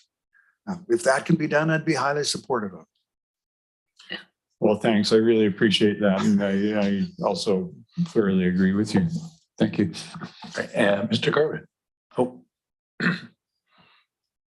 Thank you. And I appreciate my colleague's statement. I would also highlight for council that you're all aware that the province is actually looking at mandating, expediting approvals that are consistent with the community plan. So again, I am a community planner by training and enjoy and appreciate the public input. The OCP itself has given us some considerable guidance, and I would agree we would need to understand the role of such a committee and how it would accelerate or support approvals, as opposed to being sort of a gateway and or sort of a forum to have input on the community plans implementation, which is primarily done through applications themselves. So I just I very much appreciate the approval. There's a lot of heavy lifting. I think there's over 50 implementation recommendations, and we'll have to unpack them as time moves forward. Ultimately, the OCP itself has some key priority items to move forward, and that some of them are on the agenda tonight as immediate and coincidental zoning amendments. But I guess we'll just leave it at that. Excellent. All right. Well, you got support there. So there you go. Councillor Cole Hamilton, I've already turned your mic on. Sorry. Okay, great. Thanks very much, Mayor. And thanks so much, Norm, for the report. And I just wanted to think about a couple of the recommendations that you made. And one of them was to highlight the costs of inaction. And I think that's tremendously important, because there are costs that obviously aren't visible or aren't fully visible yet. And it's possible that during the last year, as we all learned the words heat dome and rain bomb and atmospheric river, that sadly we got a taste of what the costs are going to look like. And I do recall 12 months ago when the heat dome was beginning, that we lost almost 600 lives in British Columbia in a period of about a month. And during that time period, it was 5 times as many as were lost due to COVID during that same time period. And you think of the lengths that we went to deal with that particular threat to our long-term stability. So I absolutely echo that. And I guess I also was really intrigued and I think very supportive of the idea of an implementation advisory committee. And I saw the group strongly advise that. And I was just curious if there were any lessons learned from your experience, other than don't have a pandemic while you're trying to get work done, in terms of the composition of the group, in terms of the support that we were giving you as a city, if there were things that you would advise us perhaps considering doing differently, or if we were to implement an implementation advisory committee.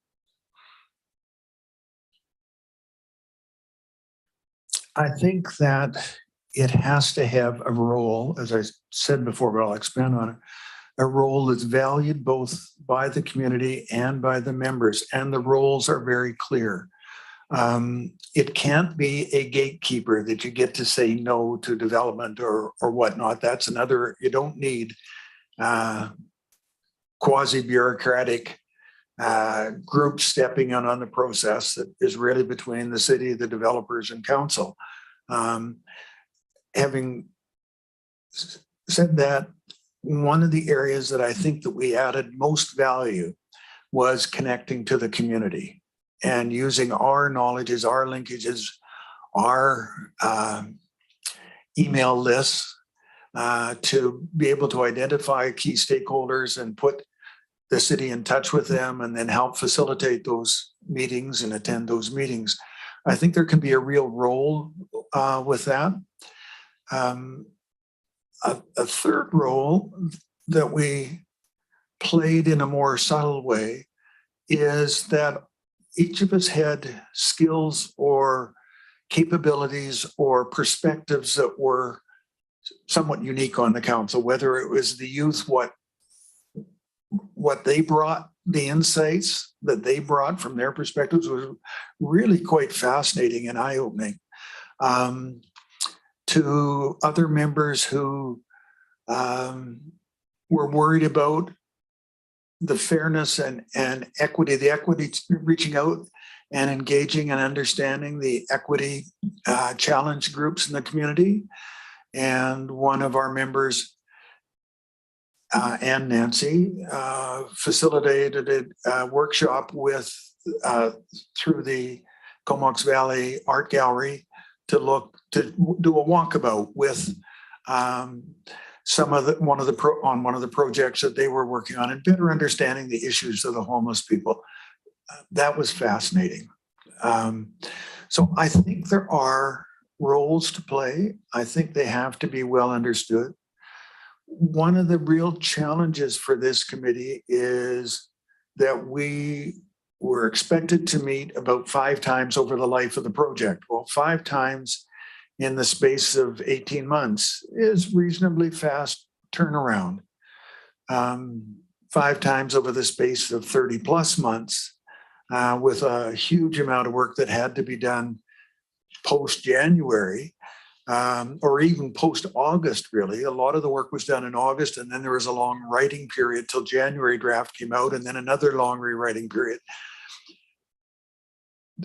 There wasn't much value added that the committee as a committee could do. We could all read the drafts and comment on them and feedback, but as a committee, there wasn't much to work on. And so the spirit of core of the committee waned over that time period, so that I would think that if you're looking at this as a tool, a mechanism to help you with your processes, you would have to make sure that the timing and the amount of work to be done, there's a balance there. And this one stretched out too long for us to come away at the end of feeling that we've been as effective as we might have been. Excellent. Thanks so much for that explanation. And I think it really helps articulate, those big questions about implementation and engagement and all those things. And of course, from council's perspective, a lot of the, I don't want to say authority, but a lot of the, really the development of this OCP was given over to that advisory committee. So it's sort of like, I think there's an actually a justified trust there, you know, in terms of being able to get it done, and getting it done as quickly as possible under the circumstances. And again, I think, you know, what we have before us right now is a pretty amazing OCP. Like, just it covers so many things, and it's really well done. And I don't think Nancy's going on vacation for another 6 months or a year or two. I'm not sure when implementation ends, but I think that you know, yeah, all hands are on deck, and we have a great product to send out to the public. Councillor Frisch. Yeah, thanks, Mayor. And I take to heart the comments made about having an implementation plan and keeping our tab on the pulse of what the city is doing and how that relates back to the OCP. I guess I wanted to raise the distinction about some of the goals that are in the OCP and some of the sort of the targets and such, and the difference between that and having an implementation plan. And I guess the distinction I see is that the implementation is the action of those things. And so do we have someone saying, are we doing those? Are those happening? When I look at what we do as a city, I think about the efforts to make the place more livable, to make people feel like they have access to the services they need. You know, are they able to enjoy their life? And that's pretty human to think about versus numbers and budgets and all the rest. But my point, I guess, is that that's my job on council, is to watch these things get implemented.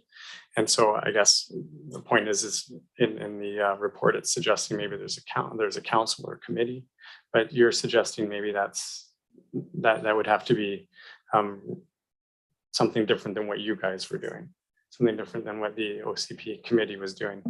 And maybe that's, you know, maybe it happens at the council level, maybe it happens at a staff level. Is that what you're thinking? Well, ultimately, the delivery around the OCP goals is a council responsibility.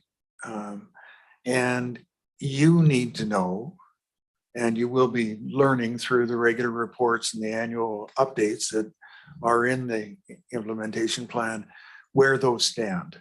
So if that's the primary route of identifying what progress is being made, then before you strike an implementation advisory committee, what role would you give them?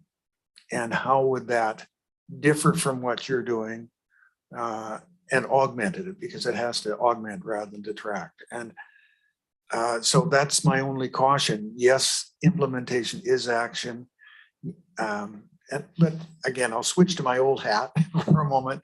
One of the things that I was always surprised with when we had in my work, whether it's a volunteer organization or municipality, a set of agenda of what we wanted to achieve over the next year, 2, 3 years, the strategic plan. When we looked at how far we'd progressed, often it wasn't as a direct result of one of the actions listed in the report. It's the result of a spirit being adopted by the department, the community, the whatever, that moved this ahead, and you achieved your goal, but without necessarily taking on that project. So implementation evaluation is not just about which boxes have you ticked off of this list of activities that were identified. It is looking at what progress you're making toward the big goals on a broader dimension, because if we could always identify what would happen in the future and we could plan for it with complete certainty, we wouldn't need a lot of this work. So implementation evaluation should always be done in the broader picture and not just a checklist of, are you doing these things that you promised back then? So that's the caution I would have. And you know, if there is a role for a citizen committee to help in that, then wonderful. That would be great, because we do have wonderful volunteers, knowledgeable people, committed people in this community that would love to help on something like that. It's giving them a role that they can value and that they're making a good contribution, that it's not just frustrating bureaucracy, if you will, that there's real value added and that you feel it's value added. So those are, I think there's value there, but I haven't mapped it out yet in a way that I'm comfortable with. I guess I would just concur that it's probably wise to keep a finger on those policies that we create. You know, is the policy to have more units? Is it to have more rental units? Is it to have a more diverse set of housing units? And then I think those are measurable things that we can see happen. And we can count the number of people in town, and we can look at how trips are made and all those other things. We can count the number of parks we have. And then there's always those reports from our citizens that say, I enjoy these parks, or I go to these places and I use these facilities. And we sort of have those numbers to look at. But I guess what you're saying is the annual report could be the place where we track those changes of the large goals. So thanks for that. Excellent. Yeah. And I think one of the things also is that articulation, where we create the policy, staff are operationalizing that. And I think one of the things that I've really enjoyed, especially over the last year or so, is the meetings that we've had with staff to make sure what we're thinking, one, is it reasonable? How do we operationalize it? How do we make these things happen? So we have these strategic priorities, these strategic plans, but how do we actually operationalize it? Because we're not the ones actually going out and doing the work. And so I'm really pleased that the culture of City Hall and that alignment, I think that's there as well, and that two-way thing, so that when we're looking at the metrics that Councillor Frisch is talking about, I think if I understood you correctly, you can have those metrics, but it's really about that teamwork makes the dream work or something.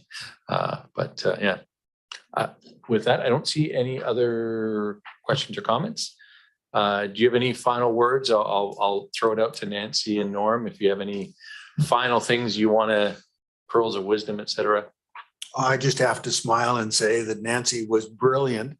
You had a huge OCP document that got absolutely no questioning and a little 5-page report that we've spent some useful time talking about, and a citizen process of how we played a role in it. But you do have a big document there too that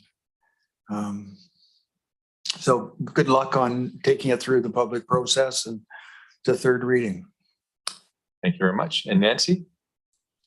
Well, it's not the last you'll hear from me on this project or the next item on the agenda. So I really can't say much more than I already have, which is just gratitude to have been assigned to this work. So thank you very much. Thanks, Nancy. And with that, we do have a motion on the floor. All those in favor? Any opposed? That passes unanimously. Thanks. That was a great discussion.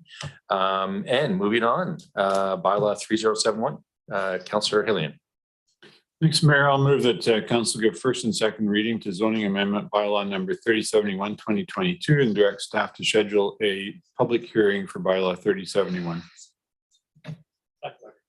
All right, it's been moved and seconded. Any questions? Oh, Mr. Garbutt, hang on.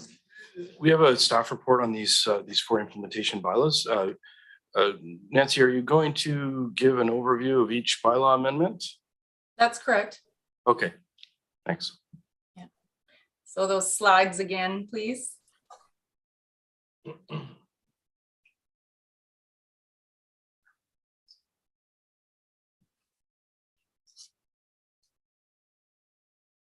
Thank you. So I am returning to discuss a couple of implementation policies that flow directly from the OCP and will be adopted in lockstep with the OCP, which is to say these will come into immediate effect upon adoption of the OCP. The public hearings will be held together of these 3 zoning bylaws as well as the OCP. A key policy intent of the OCP is to support more affordable housing choices across the entire city. Specifically, the intent is to permit a minimum of 2 units on any lot without having to rezone. So that second unit could be the form of a duplex, a suite, or a detached form like a carriage home or garden suite. Such policies allow for more efficient use of land, as well as allow for more flexible housing arrangements to be made on a property as one's lifestyle or life cycle changes, including with age. And it is now considered best practice to support people to age in place, given the independence and general higher health outcomes that result of being able to remain in one's home or neighborhood. For example, a suite may allow for a senior's family member to live close to them, or allow an additional income stream when on a fixed income. With Courtenay's population expected to experience the greatest increase in residents aged 75 years and older over the next couple of decades, these considerations are particularly relevant to Courtenay and the region. Secondary suites can also be suitable family-oriented rental housing, as they traditionally are larger units than an apartment style, can offer ground-oriented yard access for children. Permitting secondary suites is therefore considered a reasonable infill housing option, especially because it results in minimal changes to the character of existing neighborhoods. Throughout the 2.5 years of OCP consultation, infill housing across the entire city, including in existing neighborhoods, was discussed repeatedly with strong general support voiced by those who participated in consultation. A couple of aspects of the existing definition of secondary suite are proposed to be amended with this bylaw. Today, a secondary suite is required to form an integral part of the single residential dwelling, be a maximum of 40% of the total floor area of the building, and a maximum of 90 meters squared in size. Our zoning bylaw also, for certain zones, stipulates that it have a maximum of 2 bedrooms, 1 bathroom, 1 living room, and a kitchen. The amended definition would still require that a secondary suite form an integral part of the single residential dwelling. So what we're talking about when we're talking about secondary suites is truly a suite as part of the principal building. We are not referring to carriage homes or garden suites on this bylaw amendment. And the other requirement would be that it retain the maximum of a 40% of the total floor area of the building in order to serve as the secondary residential use. However, the maximum unit size of 90 meters squared is proposed to be removed, as is the limitation on how the unit is configured with relation to number of bedrooms, etc. So the zoning bylaw amendment also states that no parking requirements would be required. So no off-street or on-site parking requirements would be required for the additional suite, except if the property is along a cul-de-sac, just because those lot frontages can be so narrow and on a cul-de-sac, you know, that pie wedge kind of shape. And therefore then on-street parking is in some cases not possible at all. Also, I will point out that suites are not permitted in duplexes, and they're not permitted in townhomes. And it says at this time in italics because the BC Building Code changed a number of years ago to permit suites in both those forms there. And we will be looking at that in the zoning, the comprehensive zoning bylaw update that is scheduled to start later this year and then into next year. So, you know, again, back to that big policy intent, we're looking to find a maximum creative options for people to have more units. And then the other thing is that suites are not permitted in mobile homes, nor in the, or for residential properties within the floodplain. Just a brief map. I know you have a number of, oh, next slide, please. I know you have a number of maps in your own staff report there, but I'll just draw your attention to maybe a simpler one. Is here you see where suites are permitted in the zones today, as shown in the orange. And the green zones, I won't list them all. It's well over a dozen, but the green zones are the zones that are being proposed to permit the suites. And you basically, you know, if this gets passed, it would double the amount of land base where suites could be permitted throughout the city, primarily in those urban residential areas. Next slide. So I've been talking about zoning bylaw 3071. There's also zoning bylaw amendment 3074, which is around parking standards. And A key policy intent of the OCP is to support sustainable modes of transportation across the city, and specifically to incentivize active travel, decrease the amount of land dedicated to vehicular parking, and decrease impervious surfaces of watersheds. Now, the Amendment 3074 proposes that cycling parking standards be added for multi-residential uses and categorizes them as Class 1 and Class 2, where Class 1 is more for visitor short-term use, not private secured, and then Class 2. Nancy? Yeah. Nancy, I'm just wondering, we have the previous bylaw on the floor, on the table right now. Can we just vote on that one and then move on to 3074, or were you planning to go through all of them and then have us vote on them? I was planning to go through all of them, but procedurally I can do whatever is preferred. Yeah, I think we'll vote on it, and then I think it'll be clearer for me. And then if there's any questions or whatever, we can keep each one kind of compartmentalized. Sorry for interrupting you there, but so on bylaw 3071, which was for secondary suites, were there any questions or comments? Yep. Councillor Frisch. Yeah, thanks. It's just about the suites in an existing house, and just the procedure that would happen at the city. I know a lot of people might be thinking, oh, well, I have a bedroom in my basement or whatnot. And presumably they would go down to the city and express interest in having a suite in their home and see if they'd want to know how they would do that. And I guess there'd be an application process, which you can clarify. But I wonder if there'd also be something else that they would get that would say, you know, these are the things that you have to think about. I know there's a lot of fire egress, you know, the windows, yeah, safety issues. Is there the proper height in the unit? I mean, these are just the things on the ground that somebody might have to think about when they're talking about construction in their home. So, you know, and is that something we can have ready in the planning department to hand out to people? It may not be an exhaustive list, but maybe it's the most common things, the problems that people run into. And Mr. Garbett wants to thank you. Through the mayor to Councillor Frisch. Many municipalities have gone through this process. They've established checklists and key building permitting requirements, and we will need to develop those and bring them forward. We aren't going to be reinventing the wheel, though. On that, there's lots of material out there, but it is a critical component to facilitate the process to enable these suites to be created.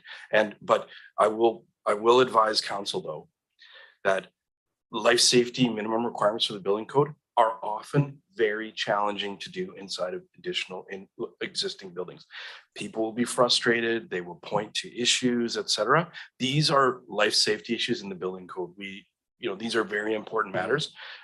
That's why when you see, once we adopt this, you'll see how many people either pre-plumb or pre-do secondary suites inside new buildings. It's the easiest time to do that. I just want to prepare council for that, because someone will come forward and say, oh, this is just very, very, very difficult. These are the standards in the building code are there for a reason, and principally it's life safety. And so we'll do our best to work through with that, but there aren't variances to the building code. Yeah, and that's why I bring it up, because I've seen these situations where someone gets excited about it and then finds out that their roof is 6 inches too low, you know. And that's a safety issue to some degree. It's a safety issue when you're a certain height, I guess. Maybe that's the deal. But the idea of having a window big enough to crawl out of, it's non-negotiable, and some people don't know that. So if we're upfront about those things, it can save a little bit of hassle. So that's why I'm getting into the weeds about it. So thanks for that answer. And sorry if we cut you out of the answer there, Nancy. Thanks. Maybe you want to pin Nancy back up there in case she has any more comments or questions. But did you have anything to add to that, Nancy? Or no. We're all good. Perfect. Okay. And I don't see any other. Oh, hang on. I do see one. Councillor Hillian. Thanks, Mayor. I just want to clarify that we're going to public hearing on this. That's what the motion is. Presumably we hear from the community. And that might be the time when we get into a more fulsome discussion of this. But just for clarification purposes, I believe most communities in the province are moving towards this approach. And I also believe that there are some parts of our community that actually wouldn't apply to, notably Crown Isle, which has its own Building scheme. that governs it. So if we could just get clarification on those 2 points, please. Is that for me to answer? We consulted with Crown Isle before the report being published and the mapping made, and they indicated support for suites. The matter of enforcing building schemes, etc. I have to admit I'm less technically maybe versed in that, but the proposal before you is that all the comprehensive development 1 zones, which are the Crown Isle zones back from the early 90s, that they would be permitted to wherever those single residential uses are in, they would be permitted from the zoning bylaws perspective to have the suites. And we were, very encouraged to hear that there was a Crown Isle interest in that flexibility in their zone being built in. I don't know if there's more to add about bylaw or building scheme enforcement that maybe another staff member would want to weigh in on. Yeah, no problem. I also just wanted to note that in the surveys that you provided us with as part of the reports, I believe the support for this concept was up in the 70+% range, as it was for most of the concepts that we're putting forward in this OCP. So I'm not sure how representative those surveys are of the population at large, but I think it's quite significant that that's the numbers of people who do support this proposal going forward. Thanks. All right, thanks, Councillor Hillian and Councillor Moore. Thanks, Mayor. I think I know the answer to this, but any suites that are existing now that are not in the permitted areas, they would just now be legal, I guess. And I guess it kind of makes me think that, we don't generally get we've had a couple examples where there's a whole whack of problems happening in a legal suite situation that becomes a neighborhood problem, and then we hear about it. But in general, to my knowledge, we don't get complaints about suites that exist currently in areas where they're not allowed to be. So that makes me think that really it's not a huge issue, but just clarification on that. At this point, anyone who has a suite that they're not supposed to have right now will automatically become permissible, and there won't be any issue unless there's some kind of safety issue that a neighbor complains about or something, correct? I'm Mr. Garbett. Go ahead. I would like to answer. Thank you through the mayor to Councilor Moore. You're correct. So the land use would permit that. That it doesn't speak to if it had a building permit previously. And those issues arise and they will come and be developed. That'll be part of the implementation side of that, because at a point, the question may be asked around the building permitting, and many jurisdictions have brought this through.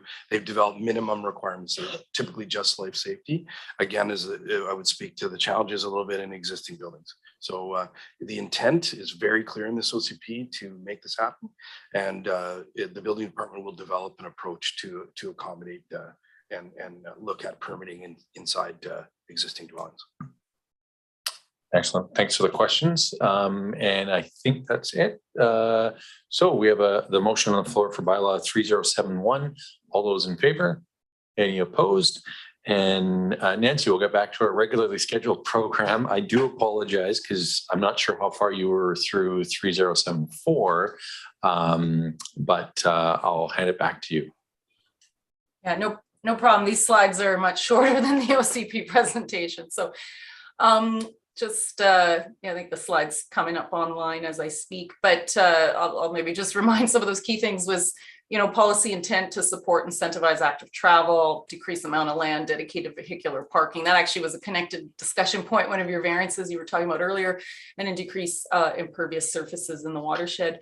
So the specifically what's being talked about here is that cycling standards, parking standards be added to the multi-residential use only at this time, and that there be a distinction and a requirement for class 1 versus class 2 two facilities, class one being more your kind of like visitor facility, and class two being more your long-term secure parking for that resident.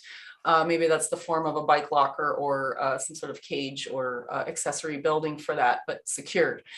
The design standards, we looked at Comox's. Comox has looked at Vancouver's, and so we liked a lot of the attention to details they had in there about just describing, you know, as mundane details as making sure your lock can the shape of the rack can allow for your frame to lock properly, to just be extra secure, because we know there's a lot of poorly designed bike racks out there, and we want to make sure that these are functional.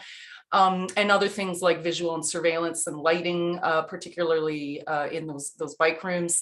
And then also, so what Courtenay's bylaw proposes, which which Comox's does not currently, although they know they need to look at it, they tell me, is the electrification of the infrastructure at the parking stalls and parking requirements for oversized bikes, because we know market share of those are greatly increasing. Next slide. And so the zoning bylaw amendment 3074 would propose that for class 2, the personal secure storage type of facility, that all spaces are required to be electrified and 10% must be designed for oversized bikes, and that 2 be provided per dwelling unit. And then for the class 1, the visitor temporary type, the bylaw states that 20% have to be electrified and 10% be for oversized bikes, and that 10% of the total required amount for the residential unit count be for visitor. And that's a very similar kind of formula that the vehicular parking standards follow, that 10% piece. This electrified and oversized bikes, you know, there's a lot of communities looking at developing this right now. And we looked at Colwood in particular had been developing and doing consultation on this very, very recently. And so some of those some of those specifications around percentages of electrification oversize come from their research there. And at the same time, this same bylaw proposes reducing the minimum required number of vehicle parking stalls from 1.5 per dwelling unit to 1.2 dwelling unit. It's relatively minor change. We see a lot of the new multi-residential dwellings coming in at the city proposing some relaxation in vehicular parking standards. And then it also allows for some more of that space that otherwise would have been provided for a vehicle to be provided for these bike requirements that we're phasing in.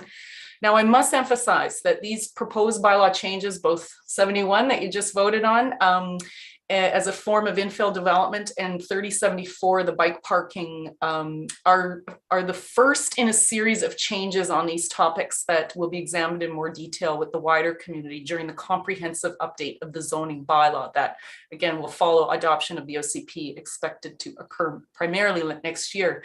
So these bylaw amendments are included now, given the general public support that was voiced during the consultation and the fact that they are relatively easy to do. So to be clear, the OCP supports secondary dwelling units across the urban residential land base. So more opportunities for those carriage homes, those garden suites, those duplexes as a permitted use without having to get a rezoning will be explored at that time. And then and any changes I'll point out too is that any changes proposed in these bylaws today can even be examined for fine tuning when we do the comprehensive zoning bylaw update at that time. So this is my last slide on this bylaw. So I'll leave it to you to solicit for readings. Excellent. Thanks so much, Nancy. And I think this really speaks to that, the questions earlier on about operationalizing the items that are in our OCP. So really appreciate this. Councillor Frisch. Yeah, sorry, I was just trying to clarify, get clarification on the number of parking spaces needed. You're suggesting we haven't really decided what's going to happen on secondary suites like carriage houses or granny flats in way of how many vehicle parking spaces we would need, because we haven't tackled that yet. Do you want me to answer that? Yeah. Yeah, I must have misspoken how I was describing that there. It was the piece what I was saying was that we will talk about other forms of infill housing permissions and zoning amendments at a different time. And parking will be part of that. Generally, a property, especially traditionally kind of sized, is often large enough to contain parking for more than just a single residential home. So that is why the recommendation there is not to have the vehicular parking for the secondary suite. We could find, as we continue to support smaller lot sizes, et cetera, that it could be harder to just assume that there's, that extra parking on site. And however, we also know the plan is specifically oriented towards encouraging people to use all those other modes beyond a vehicular. So the ideal scenario is that people don't need as many cars in a household as they could be using today. So I realize I'm kind of giving a lot of context there, but on the matter of suites and how much parking will be required, we would examine that closer at that time. Yeah, and I guess I was also, just noting that like 1.5 parking spaces, does that get rounded in cases? Like, does it get rounded up to 2 spaces for cars? And because that can make a difference for finding parking for suites. And I know we're talking about suites right now when we're looking at a bicycle parking bylaw, but if we're moving it from 1.5 down to 1.2, is there an argument to move it right down to 1? But that only applies if we're trying to round 1.2 up to 2 spaces, right? I don't know if that happens or not. The parking ratios described here are just for multi-residential buildings, which would be those 3 units or more. So does that clarify? Yeah, so for 3 units, you'd bring it down to 3.6 parking spaces. Yeah, and it's been a long time since I worked on a zoning bylaw to see where the rounding happens, but I understand it's that rounding approach. Yeah, and I guess that just brings up the argument, like, would you lower the number of car spaces to 1 instead of oh, I see. Instead of just down to 1.2, which was what I was going at for there. Okay, yes, as I wrote a little bit more in the staff report is clarifying that the OCP definitely provides very clear policy direction that we want to lower vehicular parking standards for across the board, nearly all uses. The downtown already does not require parking for a lot of uses. So we do have to recognize there are places that in our community that already don't require on-site parking, but in general, moving towards even lower ratios will be what will be explored in the comprehensive zoning bylaw update. So right now, the reason these numbers are what they are is we were seeing those traffic studies, parking studies from multi-residential projects suggesting, hey, 1.2 seems to be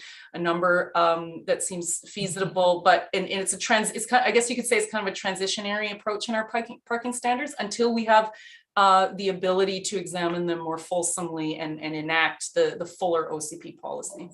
Yeah, that's fair. And I guess where that leads us to a variance, not inevitably, but possibly if someone can't find enough parking spaces to do the 1.2, but they can do something less, it just comes back to council in that form. That's what we see happen now. And that, I guess that would leave it less open to interpret our own policy from the OCP at that point. We did want to build in some opportunity to avoid the variances having to go to council, which actually now there's new legislative framework where certain variances can be simply delegated to senior staff. But also you can build in the zoning bylaw the actual how you access a variance. So for instance, and certain communities do that. So they say very clearly that if you can't meet, let's say we stick to 1.2 per dwelling unit, if someone cannot meet that standard or does not wish to, and they can perhaps provide more bike parking, or they can provide a car share, or something like that, that's still transportation oriented, but that shifts the needle on the sustainable modes. Then you can build the variance right in, so you don't have to create a lot of process around it. So we are aware that those are tools we want to be exploring. We want to have as maximum flexibility for people to enact our policies. Okay, well, thank you for that. Thanks, Councillor Frisch. I don't see any further. Oh, having said that, Councillor Hillian. Thanks, Mayor. I'll move that council give first and second reading to zoning amendment bylaw number 3074, 2022 and direct staff to schedule a public hearing for bylaw 3074. Excellent. It's been moved and seconded. We have had some questions and comments. Are there any further questions or comments? Seeing none, all those in favor? Any opposed? That passes, and we're on to bylaw 3075. And we can move that now if somebody wants to move it, and then Councillor Frisch. I'll move that council give first and second readings to zoning amendment bylaw number 3075, 2022 and direct staff to schedule a public hearing for bylaw 3075. All right, it's been moved and seconded. Back to you, Nancy.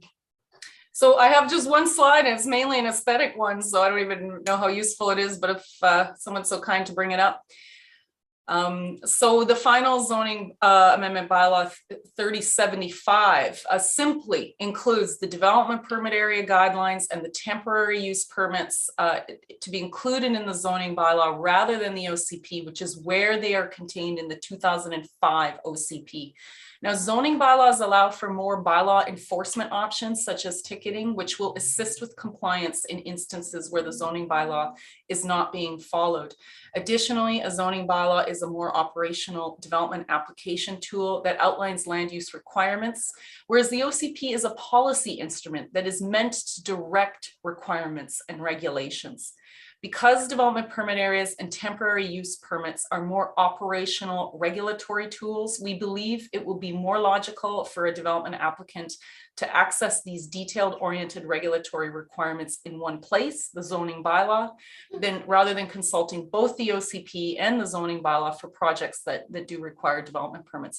And just for those who don't know, maybe in our listening audience, the development permits are used to inform form and character requirements or protect for farming, environmentally sensitive areas, or from hazardous conditions, or for the reduction of greenhouse gas emissions and water and energy conservation. And those are the powers the province has given us with this respect. And they provide detailed guidance and city expectations on how to do so. That's exactly what that temporary that development permit area tool is. And then temporary use permits are a form of temporary zoning that expires after a certain date. So also very, it's basically zoning. So let's put it in the zoning bylaw, temporary zoning. So that's all I have to say on that bylaw. Fantastic. And are there any questions or comments?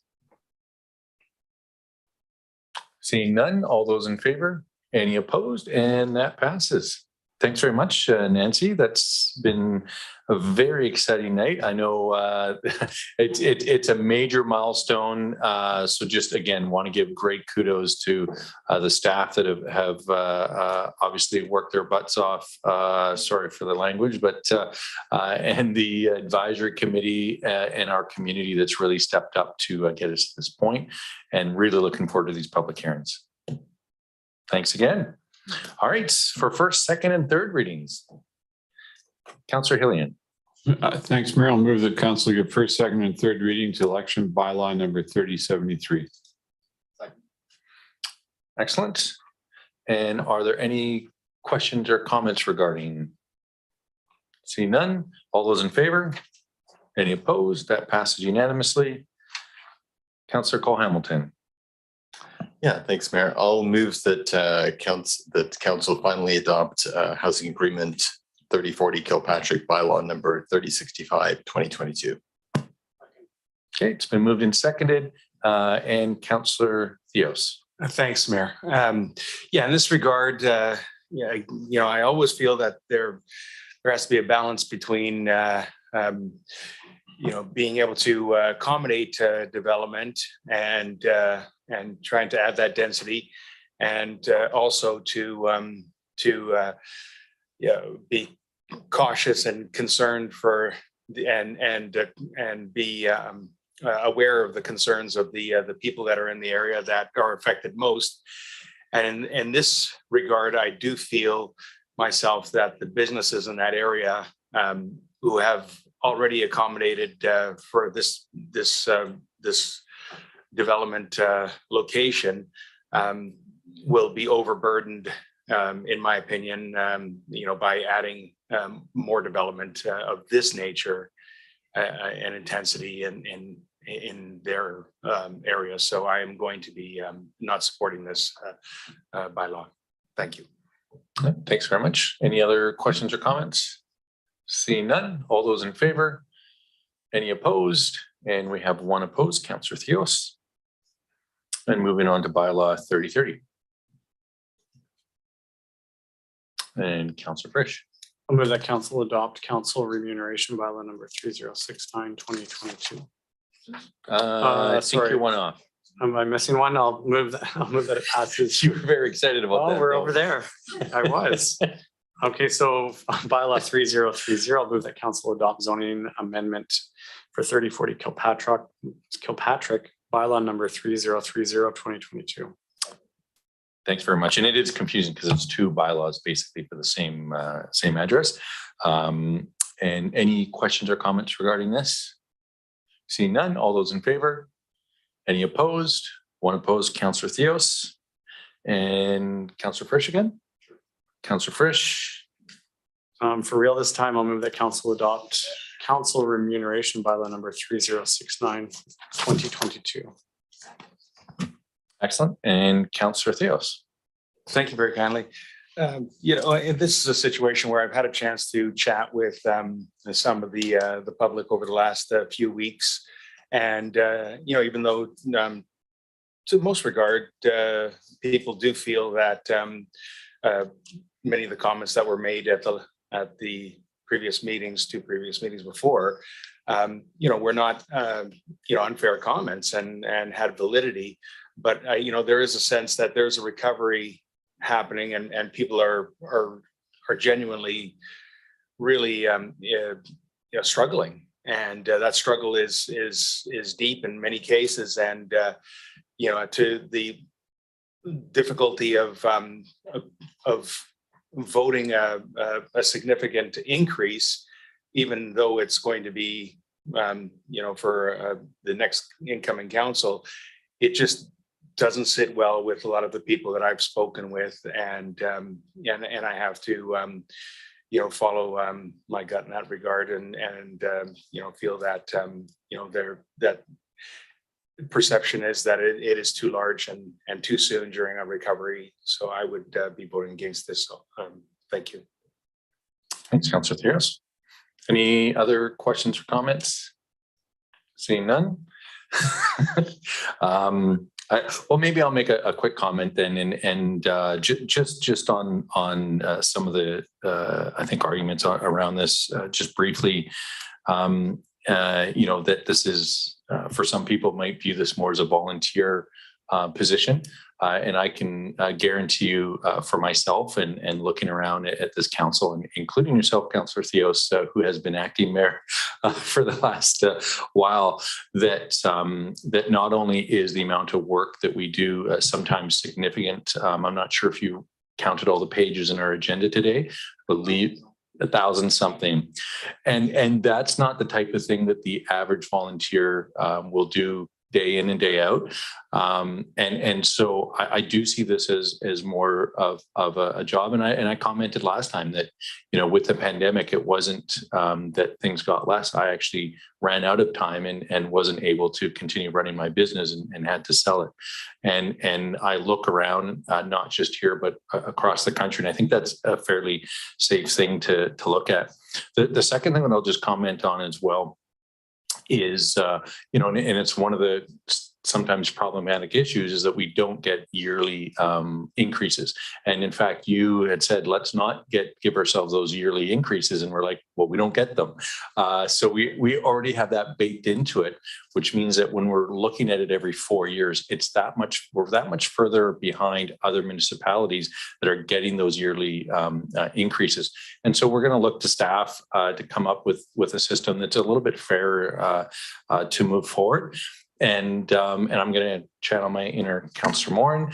And we need to be inclusive. There are some people that can afford to go to meetings and things, but there are people that to be able to sit at this table need to have the financial resources to do so. And again, this is a job. This is real work. And I don't know many jobs where you can be publicly attacked in many ways. And again, I'd say that our community is overall very supportive. But having said that, I think we'll take the vote, and thanks again for your comments. Hopefully I did all right. I'm looking to Councillor Moore. But, yeah. All right. That being said, all those in favor? Any opposed? And one opposed, Councillor Theos. And with that, the meeting is adjourned. All those in favor? Any opposed? Thanks, everybody.